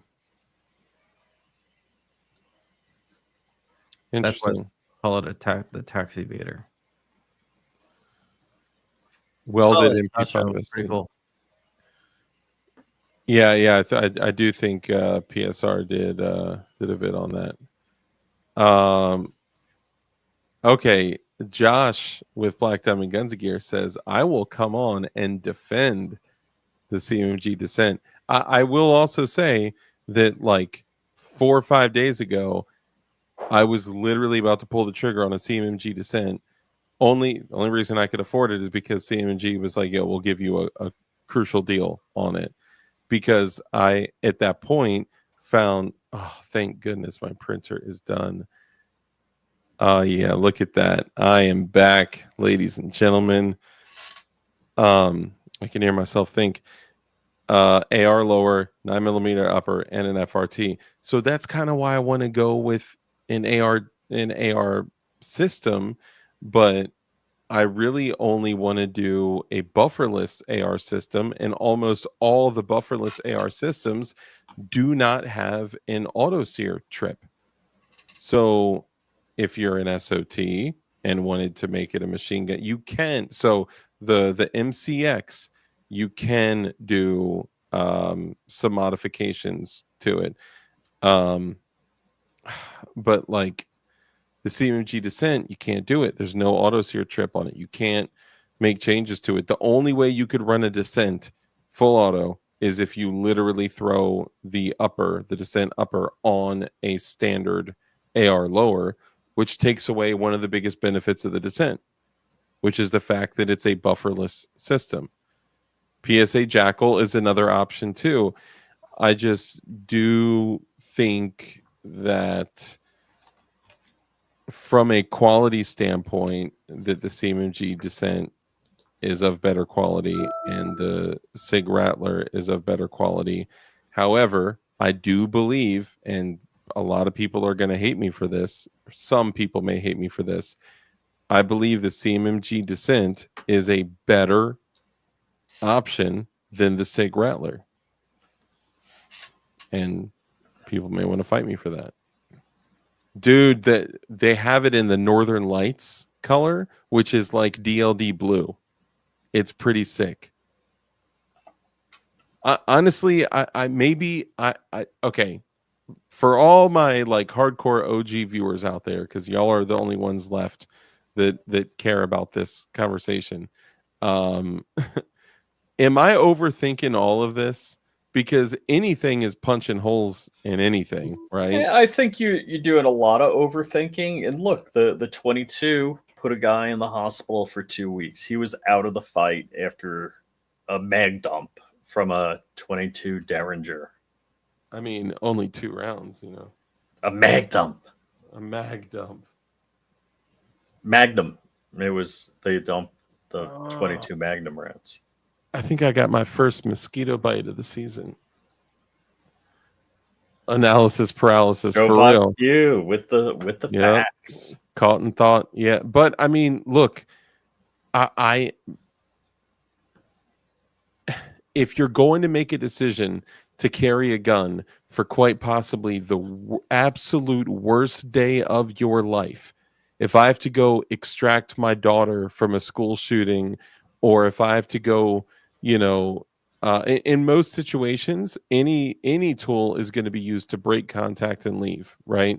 But if I'm going to be like grabbing a PDW to use that tool for possibly the worst day of my life, I want to stack every single advantage in my corner that I can, you know.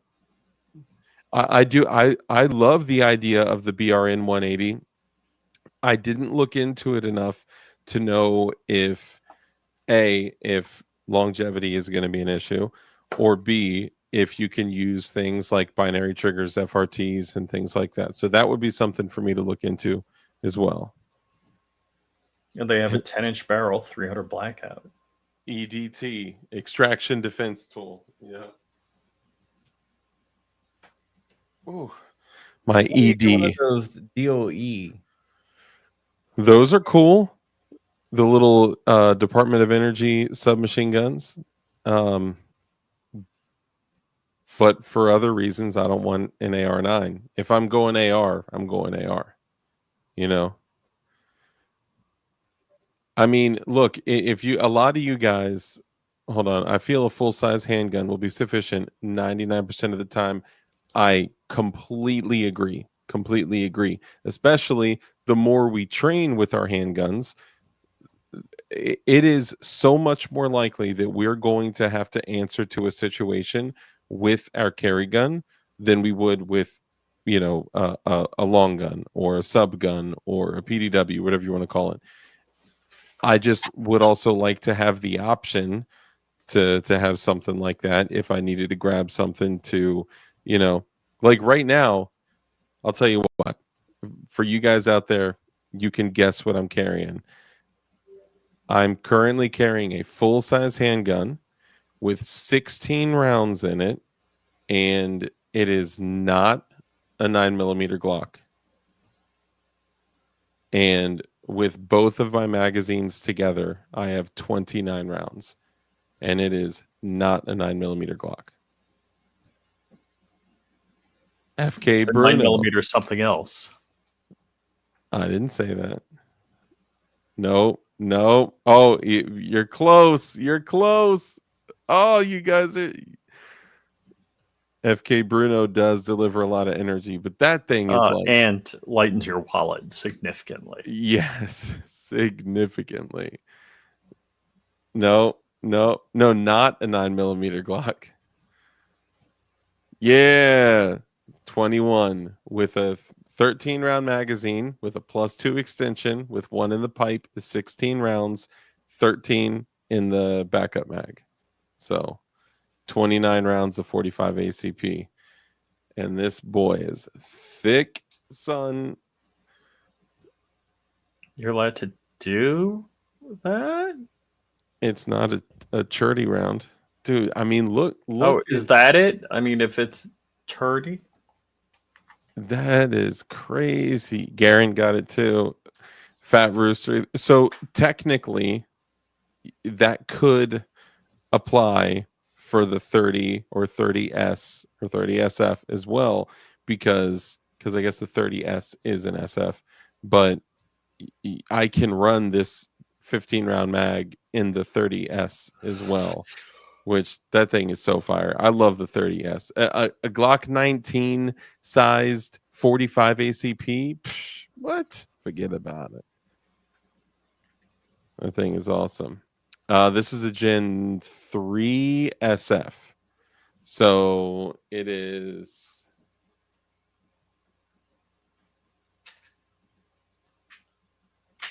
Yeah, Gen 3 SF. I had to actually look at the frame. And this thing is a monster, dude. I got to say, I was shooting the 45 Sunday, and the difference between the 45 hitting a steel plate and 9 hitting a steel plate, it's like with the 9 in close range, it's like, did it ding? Did it really ding? I'm not sure. The 45. It's like, bong! Yeah. Yeah. Totally different pitch, man. I mean, you're talking about, were you just shooting 230 grain standard pressure? Or? Yeah. So that thing is like a dumbbell hitting the steel. Dude, 230 grain standard pressure. I am blown away that a bullet basically the size of a freaking football moving at like 850 feet per second. Dude, the penetration you get with 45 ACP is insane. It doesn't even make sense. You know, everyone says like speed kills, speed kills. That's very true, right? But dude, a 380 ACP is moving at like 750, 850 feet per second. And 380 ACP falls in the freaking dirt 30 to 40 yards. But 45 ACP, man, it is just nasty. And I'm not a 45 guy. I'm a 9mm guy through and through. But just sometimes it's like, man, I want to send it again. It's right there.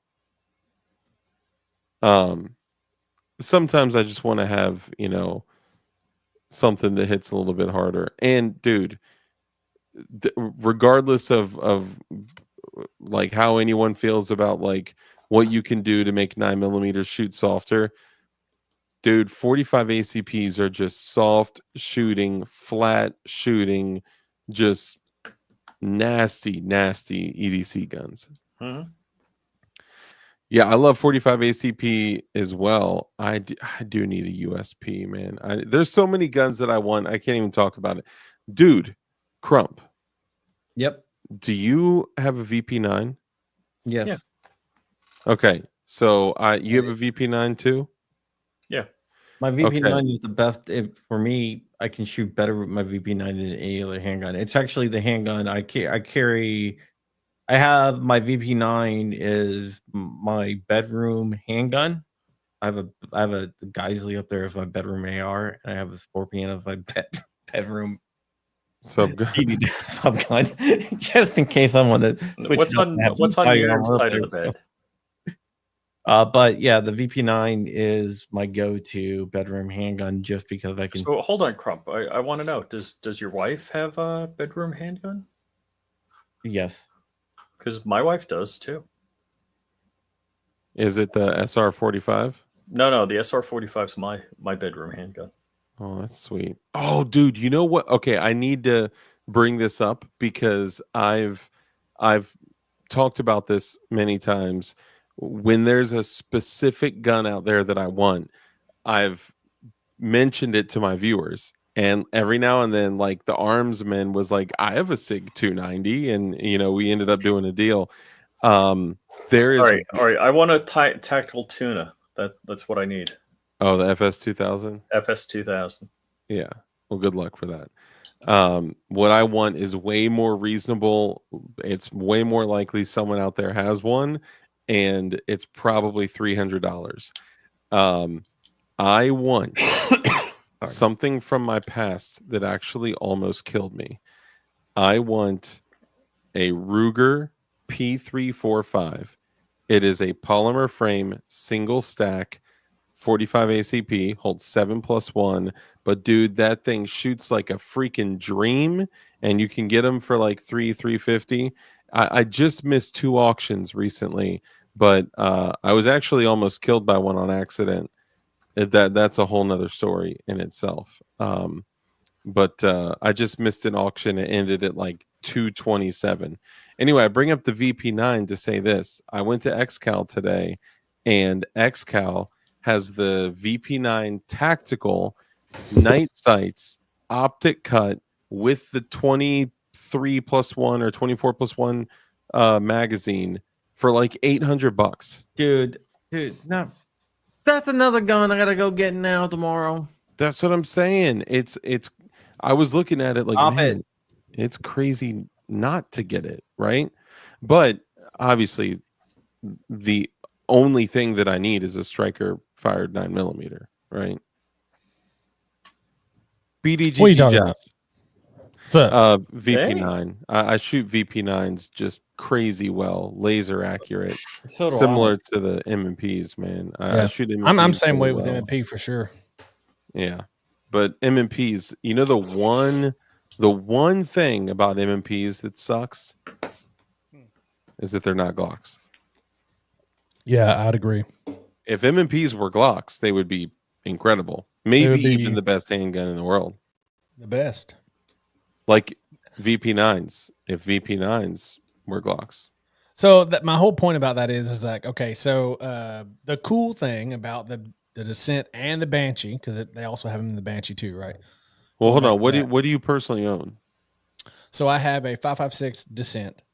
Okay. I have 2 CMMG Banshees in 9mm, and then I have a 5.56 Descent in a rifle caliber or a rifle length, 16-inch.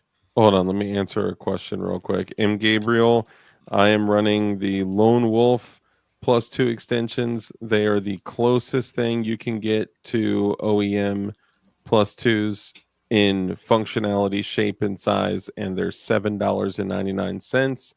Unfortunately, I don't have a code or anything like that, but I picked up another 4 for 9mm mags because I'm going to get Fat Rooster to do some Cerakote work for me. And I picked up some for the 45 and 10mm too. So Lone Wolf, hopefully that helps. I'm sorry, Josh, go ahead. But I have 2 9mm Banshees that are actually 9mm Glock mag compatible ones, right? And then I have 2 5.56 ones. That one's a rifle length, 16-inch, and then the other one is that 6.5-inch. So the cool thing about having the 6.5-inch 5.56 is that all you have to do if you want it to be 9mm, because they have the conversion mags, is you literally just take an upper, buy another upper, a 9mm upper, and you throw it on, because they have those 9mm AR conversion mags made by CMMG. So you can shoot 9mm and 5.56 out of the same lower. Yeah. I do like that idea. Or I would be tempted you can to buy a Descent upper by itself and put it on any AR lower. Yeah. I would be more tempted to get the Descent in 5.56 and then also get the 300 blackout upper. So I like the fact of 300 blackout too, because obviously it's quieter and obviously it still has a huge punch, right? I'm better than 9 or whatever. So that was my first thought when I was going to get one too. But then the whole thing about picking it up because everybody has 5.56, that thing right there just kind of stuck to me, and I was like, I can't really. I can deal with the 5.56. I can deal with buying a can that is going to make it a little bit quieter. It's obviously not going to be as quiet as 300 blackout, but I can deal with it. And I think that's just the way I looked at it, I guess. I honestly, like we were talking recently, and I had said I think the Descent, the 6.5-inch Descent, which for those of you out there that don't know, my shower is my toilet. What? I just saw this. Sorry. April 29th, 1992, there was a riot on the streets. Tell me where you, man, thank you for the sublime reminder. You were selling Pampers. I need to. I don't think you were in diapers then. You were young, but I don't think I was telling you know about coming on. It was one of the lines in the Sublime song. Yeah. Yeah. Yelling 187 on a motherfucking cop. Dang. So I want to show you this too. If you'll can you show somebody shooting a gun on YouTube now? Yeah, I mean we've done it before. Yeah, I've pulled up like videos of us shooting on stream.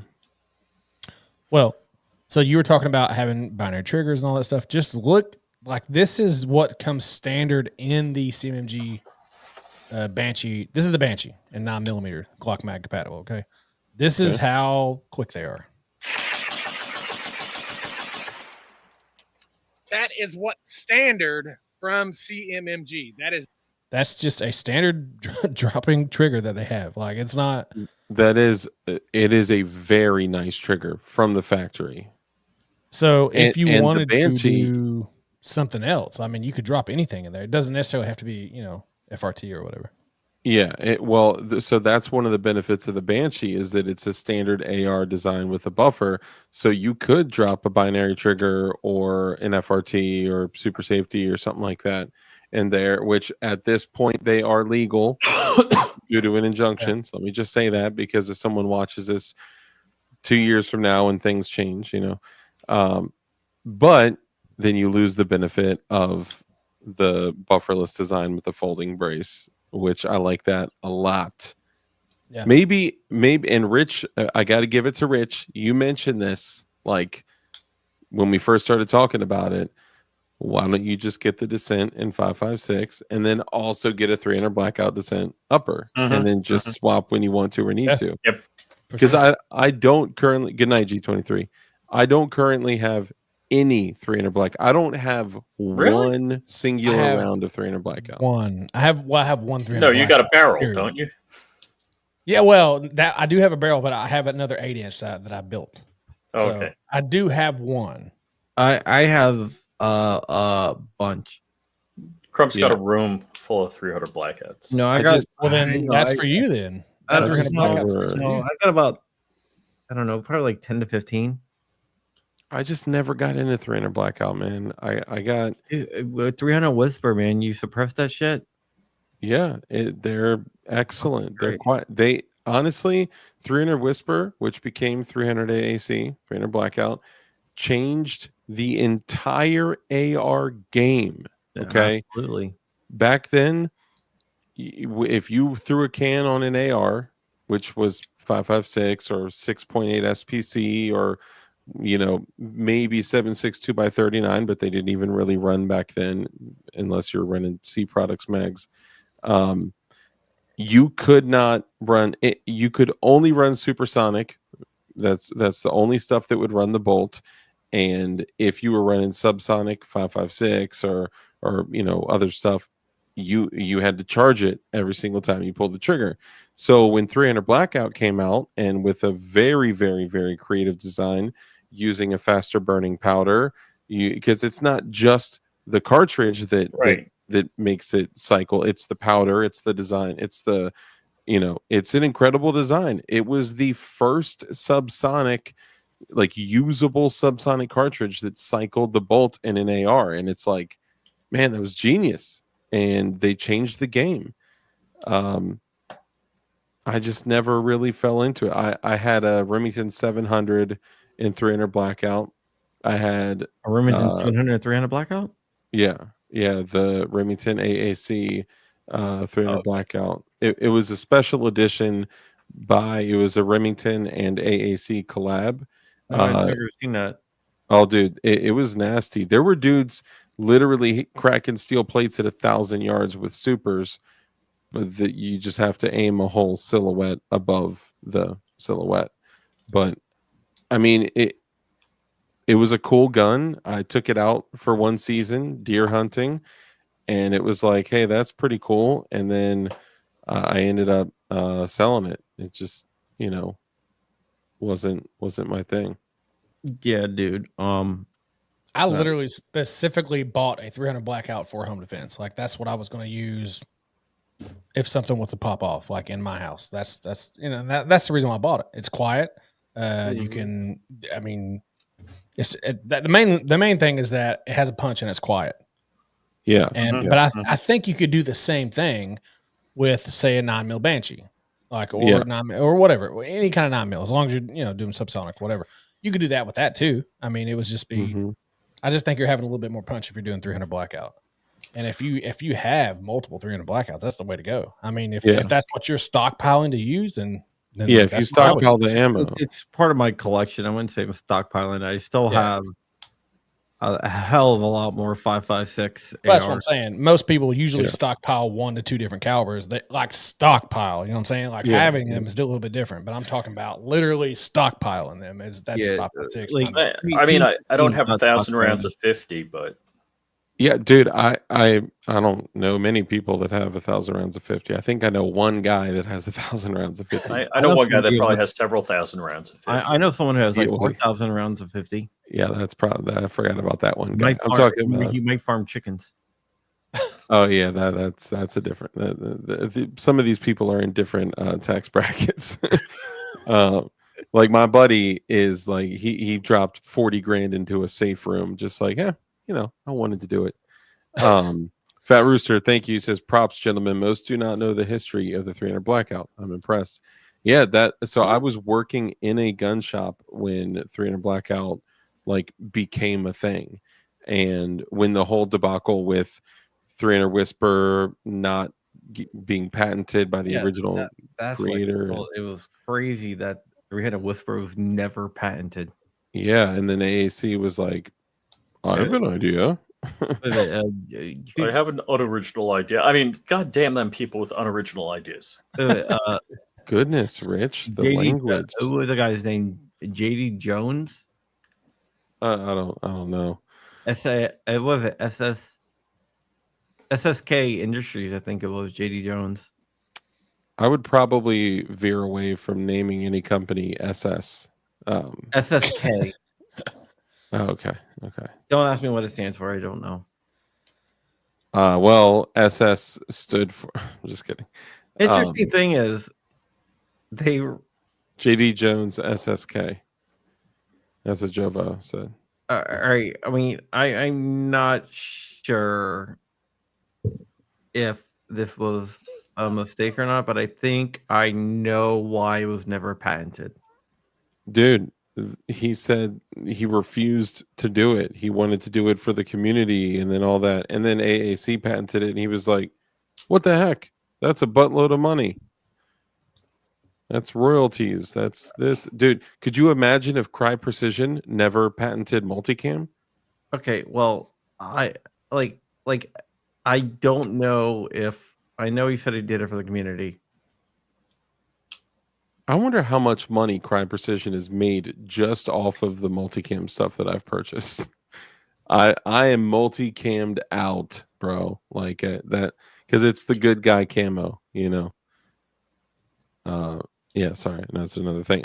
Yeah, I had at that time I had an AR in 6.8 SPC with a Spikes tactical lower, and that thing was a deer slayer. I had a 3-9x40 on it because back then the Burris pepper mounts just came out. I mean, they were like the idea of a monolithic like one piece mount for a scope on an AR was like foreign. You put 2 Weaver rings on it before, you know.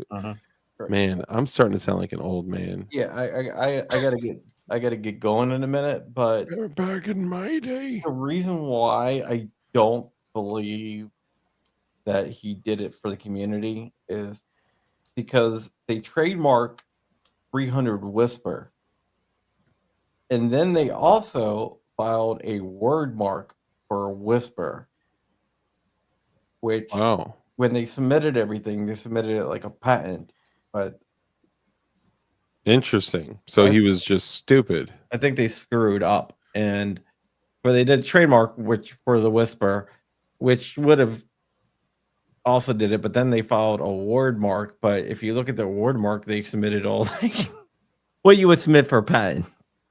Yeah. Dang. Yeah. See, Joe Morris knows what's up with the pepper mount. Dude, that was a game changer. This is what, man, so much has changed. And yes, all the weird calibers that die out. 300 blackout now, we know will never die out now. Do y'all know why? No. Not because of the industry, right? The industry has adopted it. 300 blackout. I mean, everything is made in 300 blackout. However, there was a special operations LVAP program, a Special Operations, SOCOM, Special Operations Command, low visibility assault, no, LVAW, low visibility assault weapon, which is currently the Rattler. I'm just not partial to anything SIG, in my opinion. I just can't. I agree. I will say this. I would rock a 226 all day. I would rock a 226, a 226 X5 Legion. I would rock a 229. Anything else from SIG, I wouldn't. I got a $2,500 SIG rifle right next to me in the safe, and I don't run that. That's a bufferless, piston-driven, folding 10.5-inch 5.56. I could just throw that in the truck or in the trunk. But can I also say another thing about the Whisper? Say it. Yeah. This is very interesting. All right. So another thing, reason why I don't believe when he said I did it for the community is because after they trademarked and wordmarked 300 Whisper, they went to different manufacturers trying to license it to them, including AAC. So AAC was like, "Hey, where's the patent? Oh, we have a trademark on it. We don't have a patent. We have trademark, which is only the name." So they were stupid. Yeah. Yeah. So I will say like, hey, he did it for the community. I think that is. He probably said that after he lost the patent more. Well, he never had the patent. That's why we went to AAC and was like, hey, look at this. Dude, that's oh, that didn't sound like a good Rich. Yeah, I mean, I probably shouldn't even say anything. I've seen other situations where certain patents have come up into question, and then people dig into it and they find out that patents were taken out in a really foolish way and say things like one metal box fed magazine for a semi-automatic handgun. It's like, what? Yeah. Like that's your patent. That's so open and vague, and you didn't pay enough for your attorney. Yeah. You know what the whole thing about patents is, right? Oh, you're talking about yeah. I'm not gonna mention it, but I know what you're talking about. But a thing about patents is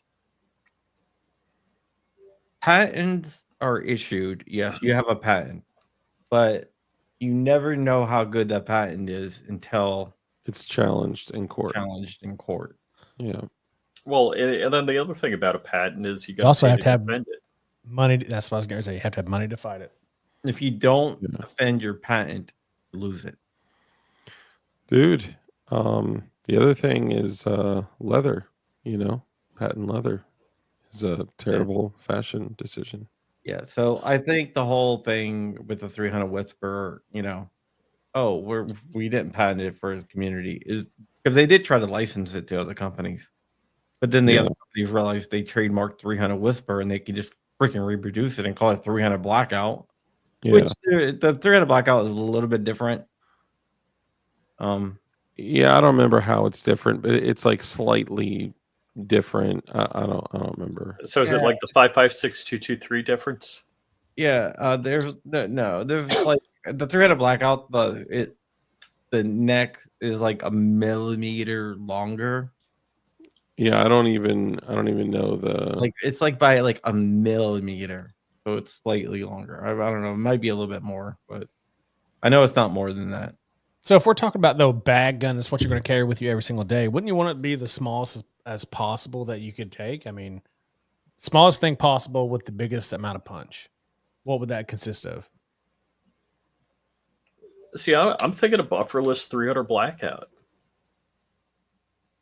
So like a Descent 300 Blackout then. Descent, a Jackal, a BRN 180. Yeah. If you do the 300 Blackout, the cool thing about 300 Blackout is obviously you can use 5.56 mags, and you can just have a 5.56 if you want to shoot it, and just swap out the uppers. I mean that is the cool thing about having 300 You Blackout. can keep an upper in your trunk. Yep. The cool thing about the CM, I know I sound like a CMG fanboy. They don't pay me, by the way. I'm not sponsored by them at all in any way whatsoever. And Yeah, I have bought all my stuff from them. I have not. Yeah. He's I'm one of those Leviathan people. Same thing over here, and they offered a discount, but you're still paying a really pretty penny for the products. I bought a 5.56, that 6.5 5.56, and it cost me, I want to say $1,200. Yeah, I'm looking at the 300 blackout 6.5 upper is $13.49. I'm like, whoa. Yeah, just the upper, not including the entire thing. So basically, if you're buying the upper, you might as well just buy the gun. But with that, what's cool about them is that they have their own 9mm conversion mag. So if you have the lower of 5.56, and if you don't even have to have their lower, you can literally get any AR lower. You just take their Descent tops and or uppers, and you just throw them on there, and you can do 9mm too because they have the 9mm conversion mags. I would be. So the Descent lowers are standard AR lowers, but they use the Picatinny attachment that bolts onto the buffer thing. I considered just using one of my lowers. I got a bunch of lowers all over the place, and literally you could either 3D print something, which I got something 3D printed out of nylon it literally screws into the buffer tube, then you time it perfectly up to it, and it's a Picatinny rail. It's perfect. But if you use the PSA Jackal kit that gives you the buffer or the buffer to pick rail piece with a folding brace on it, it's almost identical to the whatchamacallit, the Descent setup. But I don't want to give PSA any money, so yeah. But yeah, this CMG Descent is quite possibly the best of almost all these different worlds that we've talked about when it comes to the PDWs. Now, I do like Brownells, and they do have the BRN 180, and those things are really nice. I mean, there's absolutely nothing wrong with those. But my issue with that, and kind of why I didn't. Although I personally do not have one. Yeah, I don't have one either. I don't think there's enough information out there for longevity's sake. So I don't know like how long they'll run, right? Like I don't know at what point parts will need to be replaced or whatever. And if you decide to go into a proprietary system like the Descent, like the BRN 180, like the whatever, right? You need to be prepared to replace some parts. And the CMG Descent, it literally takes standard AR bolts, different carrier, but it takes standard AR bolts, standard AR triggers, standard AR. I mean, it's definitely, one of the best options out there, and it's priced way better than the Rattler. And the Rattler is having all sorts of issues with jacket separation, baffle strikes, barrel whipping, accuracy issues. And SIG still isn't answering for it. So I'm not going to drop $2,500 to $3,000 on a gun that might be okay. That's the thing that makes their 9mm and all their pistol calibers. That's what makes them cool, is the fact that they do have that radial delay, and it's not roller delay. In my opinion, the roller delayed system has a lot more stuff into it that can mess up. Not saying that it will. I'm just saying the parts that are in it, there's more parts to mess up. When you have a regular roller delayed, radial delayed, it's the same thing as a regular bolt. It just takes a little bit to time to move. It just has a spring is all it is. So it's literally like one part versus having how many different parts in a roller delayed? Yeah, well, somebody's asking if you can put a star style stock on the Descent. Kind of, yes. You could put the PSA Jackal boot on. No, they PSA. I mean, they have not PSA. CMG. They actually make a scar style stock. Yeah, it's made by B&T. Oh, that's right. That's right. They do. Yeah. I probably would not SBR it just to be able to take it to more places and more states. Dude, And mine looks amazing with that triangle brace. yeah, Look I at It do looks you like, awesome. seeing all those walls. I do like it. I'm probably, if I do end up getting the Descent, I'm probably going to take the brace that I got from the turkeys. Shout out to the turkeys that I currently have on my MP5. Put that on the Descent, and then put the SP Tactical side folding brace back on the MP5. No, I would honestly. Here's the thing: if you go with the Descent, right? If you buy it with their brace or without the brace, It's just an SB tactical brace, isn't it? Like the Yeah. yeah, Mhm. You could even 3D print the MCX brace. it's like a $200 difference. yeah, Yeah. it is. Yeah. Yeah. So, You know, guys, I'm gonna drop. I'm gonna All say right, man. thanks for having me on. Thanks for seeing coming y'all. on. see you, Rich. Tomorrow. See you. But if you go, like, how much of it from SB Tactical? It's about $200, $189, $199 for a side folder with the hardware. it's Whereas, about- like, yeah, Oh no, it's okay. Because I think they have the it's the FS 913A on the Descent, right? It's not just the 913, it's the 913A, right? it's the I one think with so, the yeah. aluminum. Yeah, Yeah, so the 1913A is the one with the upgraded hardware to metal. Because the yeah, other one was polymer. yeah. So if you do that, it's cheaper to buy the Descent with the upgraded brace because it's $249.99 if it's the A. Yeah, I just I already think it's the A. have one. So That's I'd why rather, I didn't. That's why I didn't buy it with it, because I already had one here that I wasn't really technically using. I mean, it was on an AK. I mean, I like Yeah. AKs and everything, but I wanted to use this one more. So, dude, I got the plum triangle side folder on my Draco, and I could take that thing off there too and use that.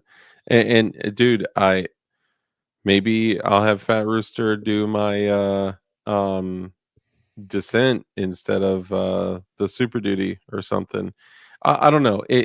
I'm still stuck because in a little PDW, I would like to have the option of a binary trigger or an FRT, which if I go the route of the Descent, that won't be an option, which it's okay. Hey, speak of the devil and he shall appear. Fat Rooster, thank you for the super chat, brother. He says AAC was able to standardize the 300 black to SAMI spec, and by doing so, they were able to patent it. Wow. Yeah, that's why it's they're interchangeable, but that's why I was saying that it's a little, the neck is a little bit longer on the 300 blackout. Interesting. Well, thank you, Fat Rooster. Appreciate the super chat, my boy. Dark unblocked sandwich chef. I hit my screen accidentally. Oh, you're out here blocking people, son. Hold on. I can't do it from my computer. I have to do it from my phone. Hang on one sec. oh, so John, did you happen to read over the thing they sent you? Yeah, it's fucking crazy. Yep. Yeah, whenever you want to do it, I'm up for it. Yeah. Maybe this week if you can. Yeah. So basically, we're talking about I cannot shoot on my own property in Blount County, Tennessee, no more. Well, you can just on one day a week and see, that's what I was wondering too. Nobody explained that to me, and I think that is a kind of a like throw me a bone kind of thing. So Yeah, it 1 hour literally 50 means that rounds I per can round right first. now, right? Yeah. So it means I can right now for 50 rounds or an hour. Yes, once a week. See, that's so stupid. Anyway, so we had the whole court, and it's a accumulation of 4 years. If everybody knows what I'm talking about, then if not, we'll fill you in later on. But basically, I got sued because I started doing YouTube videos on my own property out here, and I live in the county, and it's completely legal to do. Actually, we have a lot of laws supposedly protecting that. And Supposedly. yeah, I mean, we have the Range Protection Act, and we have all kinds of stuff in Blount County where it's supposed to be a 2A friendly state and everything like that. Anyway, there's also just basic real estate law should have literally kept all of this from occurring. Like, you have a bundle of rights as a tenant. There are property rights as a property owner, and they should not have been able to do what they did just based on quiet enjoyment and highest and best use of the property. They should have absolutely no say over that, which is now she's due the same quiet enjoyment and highest and best use of her property. So there should have been some type of agreement between you two, but Karens are going to Karen. Sandwich Chef Mike McLuhan accidentally hit his screen and blocked you in chat, but I was able to go back in and unblock you, so you're good now. You're back. Sorry, my bad. Go ahead. No. But basically, my neighbor did not like the fact that I was shooting on my own property because it was loud. That's all it was. Had nothing to do with safety, even though that's what they turned it into. Literally, it started out as, what I'm going to do is try to find a way to get you not to shoot. And the way that was is, I think you're running a commercial range on your property, and that's not okay. Mm-hmm. So they went to the zoning commissioner and asked him. Actually, one of the neighbors who was in on it with her went to the zoning commissioner and asked around and said, "Hey, can be looked at and see this guy's running a commercial range?" And they said, "No, he's not running a commercial range. We see that he does YouTube. We see that he does media, and we see all this other stuff, but nobody's ever shot on his property and paid them for it. So he's not running a commercial range." Which is exactly what a commercial range is. Right. So with that, they decided, well, we can't get him by saying it's a commercial range. So what we're going to do is say that we feel in fear for our lives because he's shooting into a hillside. And it's a possibility that maybe something could happen. So basically they're like, they don't really take into consideration the massive berm and hillside that I've done. And they're like, oh, well, because her property is like close to you, and it's a possibility that some shrapnel could possibly get into her land. You have Didn't to she like point at like divots in the fence and be like, "Oh, these were where bullets were striking my fence." Like, now there was markings in the fence, but it's, first of all, it's my fence. It's not her fence. There's no damages on her property. There was damages proven to be on my property, on my fence. And so basically, because there's damage on my fence that I put up, they could kind of see how it could be shrapnel that have went through the fence. Now, I'm not saying it wasn't. It probably was. But I'll tell you one thing I've never done, okay? If I'm shooting this direction at my range, at the berm that I built, I've never once went like this and shot through my fence. It's never happened. I've never let anybody else do that. I've never done that. That's never happened. So if anything has ever went through the fence at all, it could have been shrapnel. And I'm not saying that it couldn't have been. But it could have been a ricochet. It also could have been someone else. It also could have been fabricated by them. Anything is possible. So in order to make that not happen, the court has, what the entire ruling basically says is that you cannot shoot on your, they said, they paraphrased it like, I'm not telling you can't shoot on your property, but you can't shoot on your property. You can't right now until you build this berm bigger and make sure that there's no possible way for anybody to get shrapnel or anything like that on their property.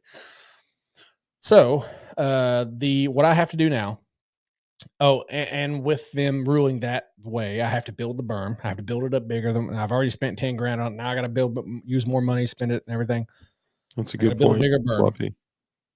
And then, And then after that, I also have to pay her discretionary costs, which is whatever she doesn't want to pay for. So basically, I got to pay her like $7 grand. And then there's a time limit. Yeah, 45 days. 45 days starting like 15 days ago. Starting today, actually, right now. Oh, starting today. Okay, wow. Because I actually signed the paper today saying that I agreed to it. But yeah, so over $7,000 that I have to pay to them within 45 days. So she attacked you, fought for what she thought was the right thing to do, which is to stop you being able to use your property for How what I you want. choose to use it for. Right. And then when she won in a place and in a state and in a situation where she absolutely should not have won at all, in my opinion, she's making you pay for legal fees and all whatever other financial burdens she had to go through to sue you for you using your property in the way that you see fit. It's effed up. I read it. It's just That is insanity, bro. That is absolute. I don't know if you guys ever hear about these in situations. my opinion, they threw me a bone. They did throw me a bone. They said you can shoot out here you can shoot 50 rounds or up to an hour, whichever comes first, for 1 day a week or 1 day on the weekend, is what they said. That's what they said. So basically, it's that's ridiculous. That's a slap in the face, in my opinion. That's a slap in the face. That's their way of getting around saying you can't shoot on your property, but you can do this until you build it up, and then come in here and ask if it's okay.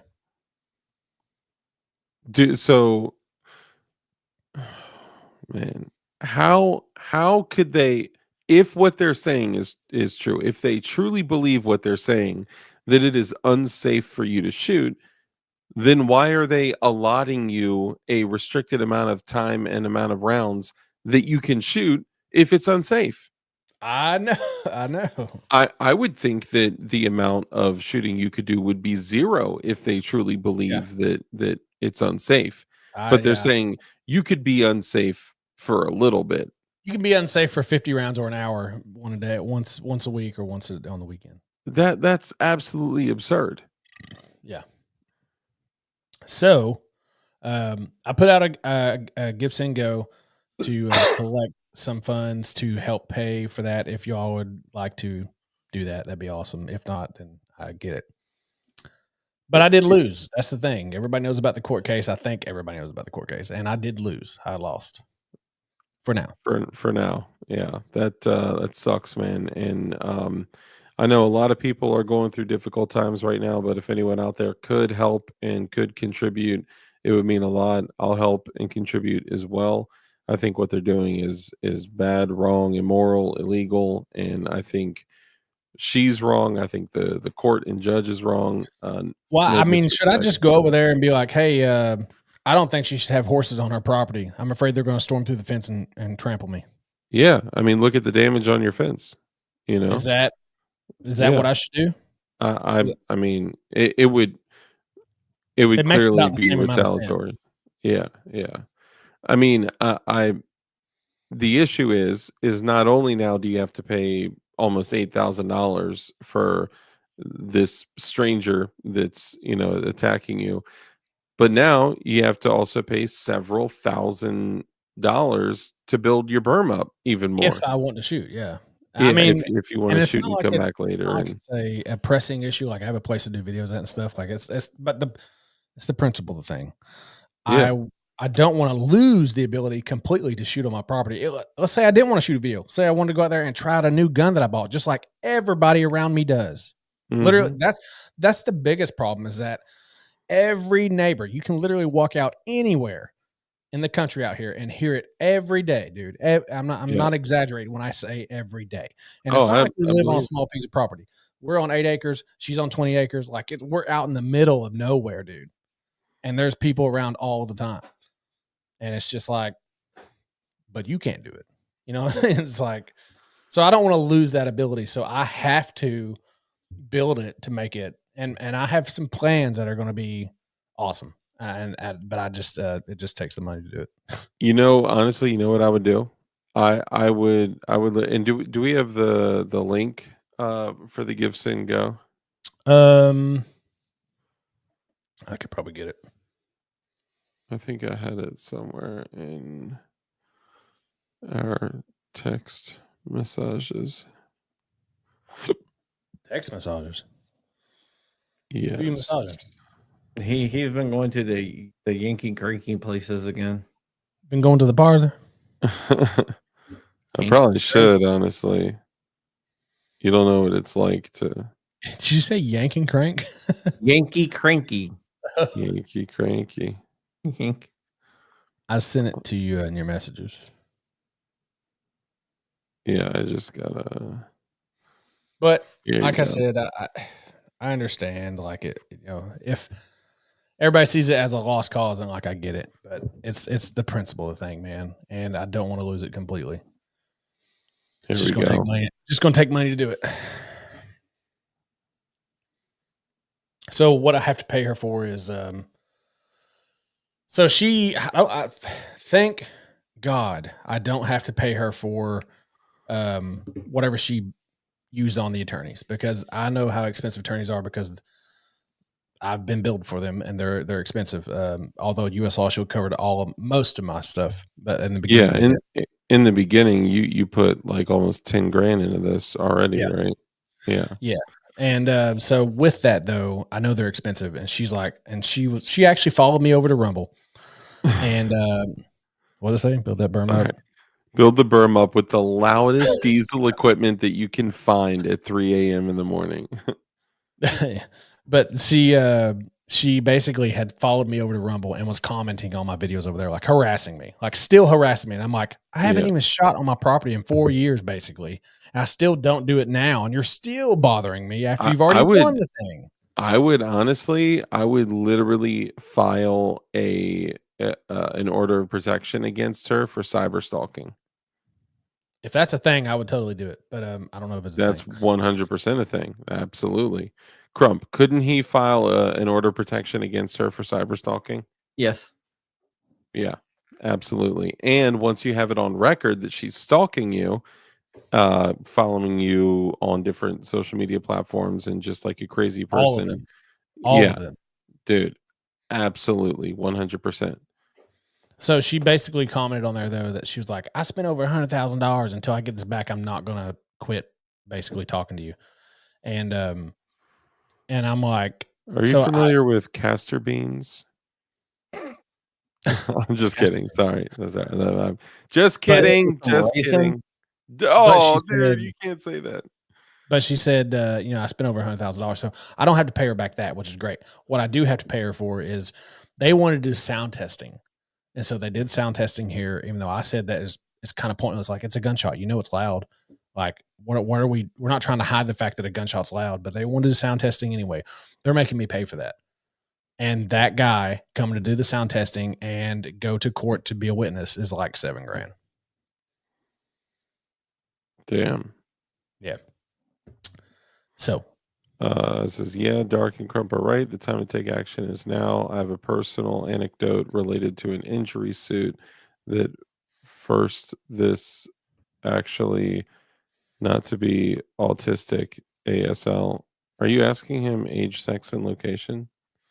He's a man. He's in Tennessee, Blount County, and you got a fan. He's in his 30s. Woo! Were you asking ASL? Or maybe he's asking about her ASL. God, you guys remember ASL? Yes. Mm-hmm. Oh, as hell. Oh. ASL. Sorry. It's 1 o'clock in the morning. Chat rooms. Yeah, right. This is AOL Instant Messenger. Oh man, I'm sorry. It's 1 o'clock in the morning. All right, forgive me. By the way, I think I'm going to go live tomorrow night. So if anybody wants to join me on Rumble, I would love to join you. We could talk about it, John, if you want. Yeah, we might be able to do that. What time are you going? It'll be later, 10:30 or so. Yeah. Honestly, man, it's so hard right now. I probably shouldn't have started with that. It's tough right now because a lot is going on, and a lot of people are in very bad and difficult situations and are in need of funds. And I know it's hard as content creators and as viewers to select like what things people are going to do to help people. But if anyone out there can help, even if it's just a few bucks, $5, $10, $20, whatever you can, I'm going to contribute what I can. And I want you to be able to win. I want you to get through this fight that you're going through right now. And it sucks that you have to do this. It's absurd. But And the thing is, it would be different if we were in a different kind of place, but we're not. Well, we are in literally. It'd be different if we were in the city. It'd be different if we weren't in the country. It'd be different if we weren't in Tennessee, man, where these rights are protected. It's just mine aren't. And I don't really know how. Like I honestly, this has been to GOA. Their lawyers have seen it. I've talked to Tennessee Firearms Association. John Harris, he's seen it over there, and honestly, nobody wants to do anything about it. U.S. Law Shield was my lawyers. They did pick up the bill for what we were doing for the last 4 years, but which is huge. Which is very huge. But the lawyers that they got, I would say aren't the best in that situation. I'm not saying they aren't good at civil court and stuff like that, because they were, but I don't think that they were the best for my situation. And I would have loved to have John Harris or somebody like that knows the Second Amendment law and stuff like that in Tennessee on it, but they didn't want to touch it, man. And that might have been because U.S. Law Shield didn't want to pay them either. I don't know. I know I ain't got to pay John Harris. So yeah. So Joe Morris says, I manually delivered 2 buckets of Donkey Dookie to my neighbor's driveway and got results. It only took 2 days. The message was delivered.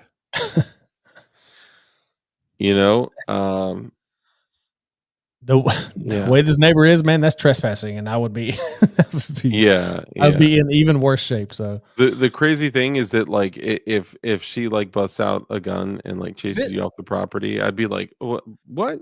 Dude, this is the thing. I don't want anything to do with her. I don't want to be around her. I don't want to talk to her. I don't want to have anything to do with her at all. I don't want to intimidate her. I don't want to talk to her. I just want her to leave me alone. Is all it is. Yeah. And that's the thing, is that she likes to be controlling about everything that's going on. So that's the way she is, and she wants to control everything. But I don't want anything to do with it. I don't want to tell her what to do on her property. I don't want her to tell me what to do on my property. The thing is, she wants to tell me what to do on my property. Yeah. Yeah. And that's usually and they won. Karens and they are. won. And they are telling me what I can and can't do on my property, just so y'all know. That's what's happening. I'll tell you right now, Jovacu, without even knowing or asking, no. I'll tell you right now, just by absolutely. Well, I can't say anything, but no, probably not. So Robert Ham says, Josh, that is electronic harassment and electronic stalking with her comments. That's slander and defamation of character. I don't know if it for it to be. Do you have slander, to say the person's name for it to be slander, or does it have to, or can you just be talking? No, you're gonna run into an issue with defamation and slander since you're a public figure, though, and also you don't have as robust protections as like a private citizen. And I know, I've never really said her name whatsoever, so I'm not even saying her name. I can be talking about anybody. Well, so I have several neighbors. For slander, that's true.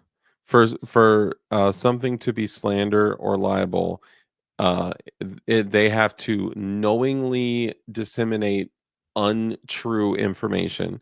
So they have to know something is untrue and still disseminate the information and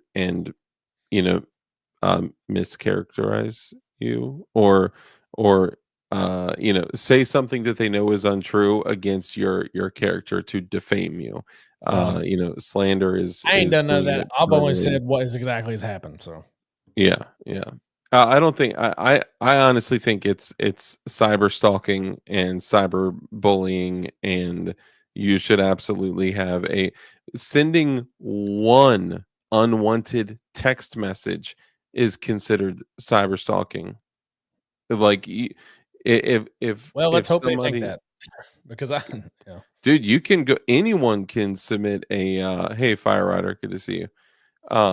Anyone can submit a for an order of protection, whether they approve it or not, or whether they if that's up to them, right? But you can at least submit for an order of protection and say that she is following you around the internet, cyber stalking you. Yeah. I just want it to be over with, and I just don't think it'll ever be over with. Is the problem? You could start feeding all of the squirrels on her property like beans and like Taco Bell, make them poop all over the place. You can Carol Baskins her. Carol Baskins. Damn bitch, Carol Baskins. You can buy some chickens and then just put them on her property and then like throw feed over there and stuff and just have them poop all over the place. I don't want anything to do with her. I'll be honest with I you.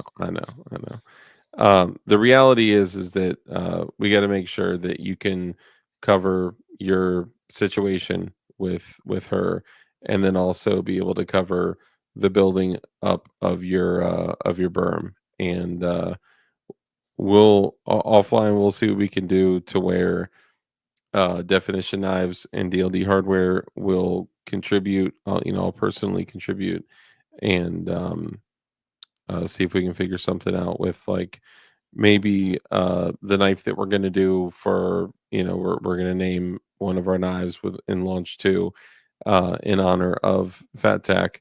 Maybe what we can do is contribute the profits of some of that to you and your cause. So Appreciate that.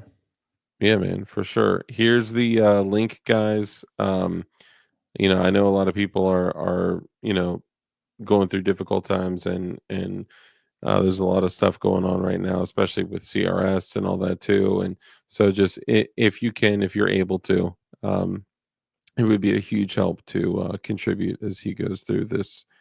I mean, it's to have I don't know how you're supposed to say that guy's name, but I do play drums, so that's a possibility. Yeah, he literally plays drums for his church. Hire a mariachi band to go over there and yeah. It would be difficult for me to not react. So I commend you for not being an a-hole and reacting, and I've done it for 4 years. This has been going on for 4 years, and it's finally over, but not in the way that I want it to be, obviously. Yeah. So I'm happy that it's over, but I'm also not happy the way it turned out. But I can change the turnout. I just have to. The entire thing that I have to do is I have to. First of all, I have to pay her $7,000. Then I have to build up this range by either adding dirt, whatever, Hisco bins, whatever I decide to do, and make it to where it's basically like a big berm all the way around me, so where nothing can leave. And then so that costs money. But after that, I have to take that, and then with experts who say, yeah, this is a good thing to do, which will be, they think NRA certified range safety officers are the end all be all of everything. So I have to get a couple of those guys to come out and look at it and say, hey, this is good to go. I'll do it. There you go. I have to get out and they have to say, hey, it's good to go. And I bring it in, do a motion to the court, and then I have to submit that information to them. They have to say, hey, we think it's okay, or no, we don't think it's okay. And then she has to be there and actually see that I've done improvements or whatever on it. And I think I can't remember, John, if you know this or not, but did they say that she has to be okay with it, or what did they? I gotta look back. I can't remember. They said that she has to be informed about it. I cannot remember if she has to be okay with it. I think it says that she has to be okay with it, but that we all know she's never going to be okay with it. So yeah, she's never going to be okay with it, especially if it's a noise thing. If you do this, though, it'll show that you're complying with what they want you to do, and then it'll be her being, what do they call that? Unreasonable. Unreasonable. Yeah. So yeah, dude, I'll tell you what. Which would be another fight that I would have right after that. So I don't know. Yeah. I when you're looking at like berms, the Hisco barrels and all that are great, but I would honestly find buddies that have access to equipment, and I would get like bobcats or something like that can dig. That's what I did the first time.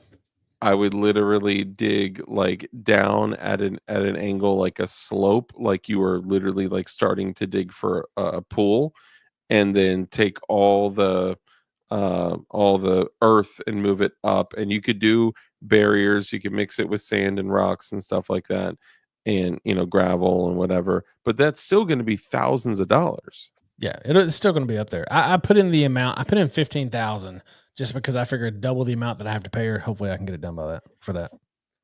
Yeah. So what? So if you do that, she's not going to have to pay for what and you I have to contributed to your. No, and I have to pay to have it go back into court. So whatever that costs, whatever it costs to do a motion, and get a lawyer to do that crap too. So That's crazy, man. That is just absolutely absurd. That's crazy. I'm sorry you got to go through this, man. If there's a way that we can help contribute, we'll figure out a way that we can give to help. Hopefully, take some of the sting out. Yeah, sure. I looked it up last I saw it was at 0, and now it's at almost $200. So that's good. And also, Give Send Go is a Christian organization. Once you contribute, they send like scripture to people. They have an option to share it, to contribute, or to just offer prayer, which is super cool. They're really, really cool. And they called me up and to pray for Matt Hoover. Yeah, dude, they're really, really, really. I had some other people send outside of that, so I've gotten almost 2,000, I think. Oh wow, nice, man. That's awesome. All right, Red Dawn, later, brother. Everyone, head out too. I gotta work tomorrow. Yeah. I'm gonna go ahead and drop this in, and we're coming up on 3 hours. So John, just text me if you can do it tomorrow. Yeah. If it's at 10:30, I can definitely do it. Okay, cool. And I just want you to remember something, Josh. Your mom's box. I probably would remember that. I guess I don't know. He does it every time. That's why I grabbed the box. I knew what he was going to do. Jova Q says, also be aware that she may come after you on the environmental aspect. Also. I'm 100% sure that will happen. She's gonna, especially if they just like approve you to shoot whenever, they're definitely gonna find a way to to come back. She's definitely gonna find a way to come back and go after you again over whatever BS. It sounds like this person has absolutely no life, has no joy in her life, and is like, why reach across your 20 acres and your 8 acres because you don't like the noise pollution that comes from your neighbor? Like, shut up, deal with it. You live in the country. I mean, they run tractors all the time. I think it's loud. I can hear it in my house, but I don't think anything about it. You're not going to go sue people over like that. It's absurd, bro. I hear other guys literally across the street shooting. Don't have a problem with that. She probably thinks that's you. Every time she hears a gun, she probably thinks it's you. Yeah.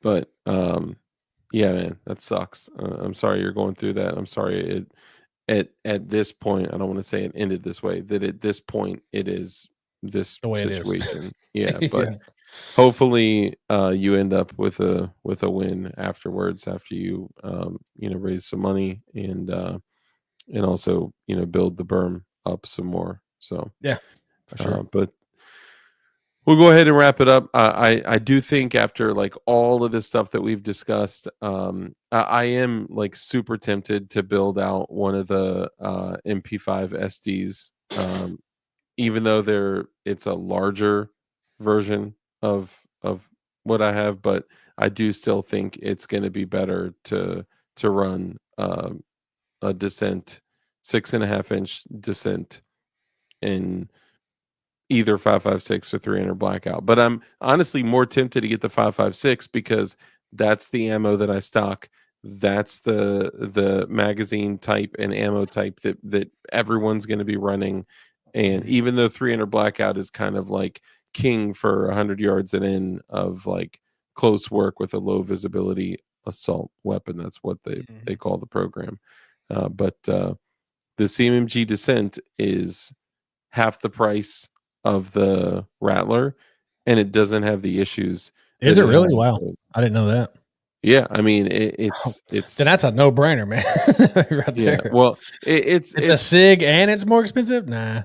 yeah, it's not half the price. It's so you can get them for like $1,700, right? Mhm. 1,700 bucks. When the Rattlers first came out, they were like $32.99. Then they were like Wow.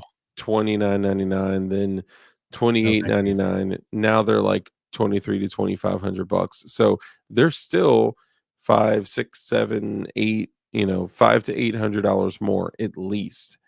Oh, wow. That's That's crazy. a whole nother can and a tax stamp. You know what I Oh, mean? yeah. Like Oh, yeah. that's which honestly, I've had such great luck with the AB suppressor, the AB 556 can with the hub mount. Yeah. I'm probably gonna get the AB suppressor 762 can. But I really, really, really am seriously interested in the Banish line of suppressors. They're like 4 inches long. They're crazy, crazy short, crazy light. I want They're one. Yeah, they're pretty nasty. So, I uh, mean, because honestly, once I throw that Descent, that 6.5 in that bag, I literally have Mhm. probably 6 inches left till it gets to the top. You know what I'm saying? Like where the actual yeah, yeah, grip is. So I mean, there's at least 4 inches. I know of for sure. So if you yeah. can get that Banish and it's 4 inches like that, dude, that's perfect. Yeah, and it's about the thickness of the handguard. It's thick, but dude, it's like within 1 to 2 decibels of standard full size cans. Dude, Yeah, that's amazing. their 9 mil can, the Banish 9K, which I'm gonna have Banish come on the show soon. The owner of Banish suppressors come on the show soon. Um, the 556 Speed K is 4 inches long. Their 9 mil can is a complete single unit, no need for a piston, lid, Nielsen device, booster, piston, whatever you want to call it. It's 2.4 or 2.7 ounces. So it's so light, you don't even need a booster to run it on a pistol, and you can run it on a sub gun. It's just under 4 inches, and it is like 1.4 or so inches thick. It's Dang. like the size of a 22 can, but it's a 9 mil. And get this, it's also rated for 300 blackout, Mm, subsonic, and 300 blackout, supersonic. nice. That's That is awesome. like the only 9 mil can I've ever seen that is rated for not 300 blackout, subsonic, and Yeah. supersonic. Like this 9 mil can, which is freaking huge, Shut is down. yeah, I know, right? Is rated for 9 millimeter subsonic, but only subs. You can't run Yeah. supers through it. It'll blow the baffle stack out of that thing if you did. So anyway, yes, RIP Jonah. We miss Jonah. Man, I wish I could just hit him up and just talk and like, you know, I used to hit him up for everything. I'd be like, "Hey, yo, like, I need a suppressor or an optic." He'd be like, "Yo, I got you. I'll give it to you just above cost." And like he was just such a helpful, giving person, man. It's Yeah. terrible that things went down the way that they did. Sad. Obviously, I don't just miss him for like the stuff. I don't care about the stuff. I care about him. But every Yeah. time I think about stuff, like I got that AB suppressor from him. I got the MP5 Well, you have Max from stuff that will him. remind you of him because you own it. Like you have it, Exactly. you know. Dude, I was literally just like today, just so y'all know, I'm carrying the Tack Knives D2. I forgot which one this one's called, but I still carry Tack Knives products. So, but like I was messing with some of the Cobra Tech knives. I got all of those from Jonah. I was, handling the BCM handguard on that. I got that from him. I got so much stuff from him, and it's like all that stuff makes me think of him, obviously. So Yep. yeah, but all right, we'll go ahead and wrap up. If you want to go ahead and do a little closing, remind everyone where they can find you and all that stuff. Sure. I run Black Diamond Guns and Gear, but mainly on Rumble now. We used to be a lot on YouTube, but YouTube has crapped on us. So now we are over on Rumble for mostly everything. I put shorts up on YouTube, but that's about it. Come check us out. We're going to do a lot of live streaming over on there. So if you liked DLD's show and you like other shows like this, then hopefully you'll like mine too. We're going to do a lot of streaming on Saturdays and different days, whatever works. Basically, we're going to try to have it on Saturdays and Monday, but if it has to move for whatever reason, it will move a day. But for the most part, it'll be Mondays and Saturdays. And I'm trying to work with Dark so we can make it to where it's not going to interfere with his and be like right in the middle when he's doing his or something like that on the Saturdays that he does his. So we'll work it out. But so that and fattack.com is where you can find the Fat Tack holster and everything else for big guys if you're a big guy. And that's about it, guys. And I'm sharing the Give Send Go again. If anyone out there is able to help Josh get through the next 45 days to raise some money, that would be a huge help. And I appreciate all you guys coming in, tuning in, hanging out. And guys, as we close, I mean, all the thought that we've put into like the PDWs and what's the best sub gun or personal defense weapon or LVAW, whatever, low visibility assault weapon. I really don't like the assault weapon term, but you know what I mean. Really, all of this comes down to one thing, which is being a prepared citizen, being a good person that is willing to fight off evil for the sake of preservation of innocent life. No one's truly innocent, but you know what I mean, for your life, for the life of your family. It just comes down to being a good person willing to combat evil, right? So when we're thinking about this stuff of like, what's the best PDW, we're like, why are you all guys getting so granular on every single topic? It's because we're basically selecting which sword we're going to pick up and go fight a battle with, right? All of these things are important. And the things that we talk about at the end of every single show, it's important to remember too, that we are still in a culture war, right? To most people, it's crazy for most people to even begin to comprehend carrying PDW in your vehicle. I wish we could do it. I wish we could do a strap check right now. I know, right? I'm actually carrying something kind of crazy, a little different. It's not a 9mm Glock right now. It is a Glock 21 with 16 rounds of 45 ACP. Wow. With a backup mag of 13 rounds, 29 rounds of 45 ACP. That's awesome. And these mofos are no joke. I mean, that's bigger than your head. I'm saying you could eat a bowl of cereal out of that thing. Yeah. But yeah, remember, we're in a culture war, right? So it's important that we all become culture warriors and fight against what's becoming, the norm. Don't let, we can't let others, tear us down because we think it should be normal to carry a rifle with you, right? Like that should be a normal thing, right? I mean, for how long in this country did people sell rifle racks for the back of vehicles? It was a normal thing to travel with a long gun, right? So it's important that we become culture warriors to combat the culture war, and for us to be the spiritual leader of your household, the leader of your household, a leader in the community, a leader in your church, to be the best version of yourself and to stand up for what's good, what's right, and what's righteous, to have a great relationship with Jesus Christ, to be a good man. And one of the best ways that I've found to do that, aside from obviously the biggest thing, is having a great relationship with Jesus, but holding yourself to higher standards and expectations.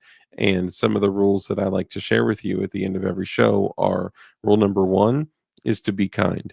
It's so important that we're kind in everything that we do. That brief interaction that you have with somebody else could have a massive impact on their life. So be kind.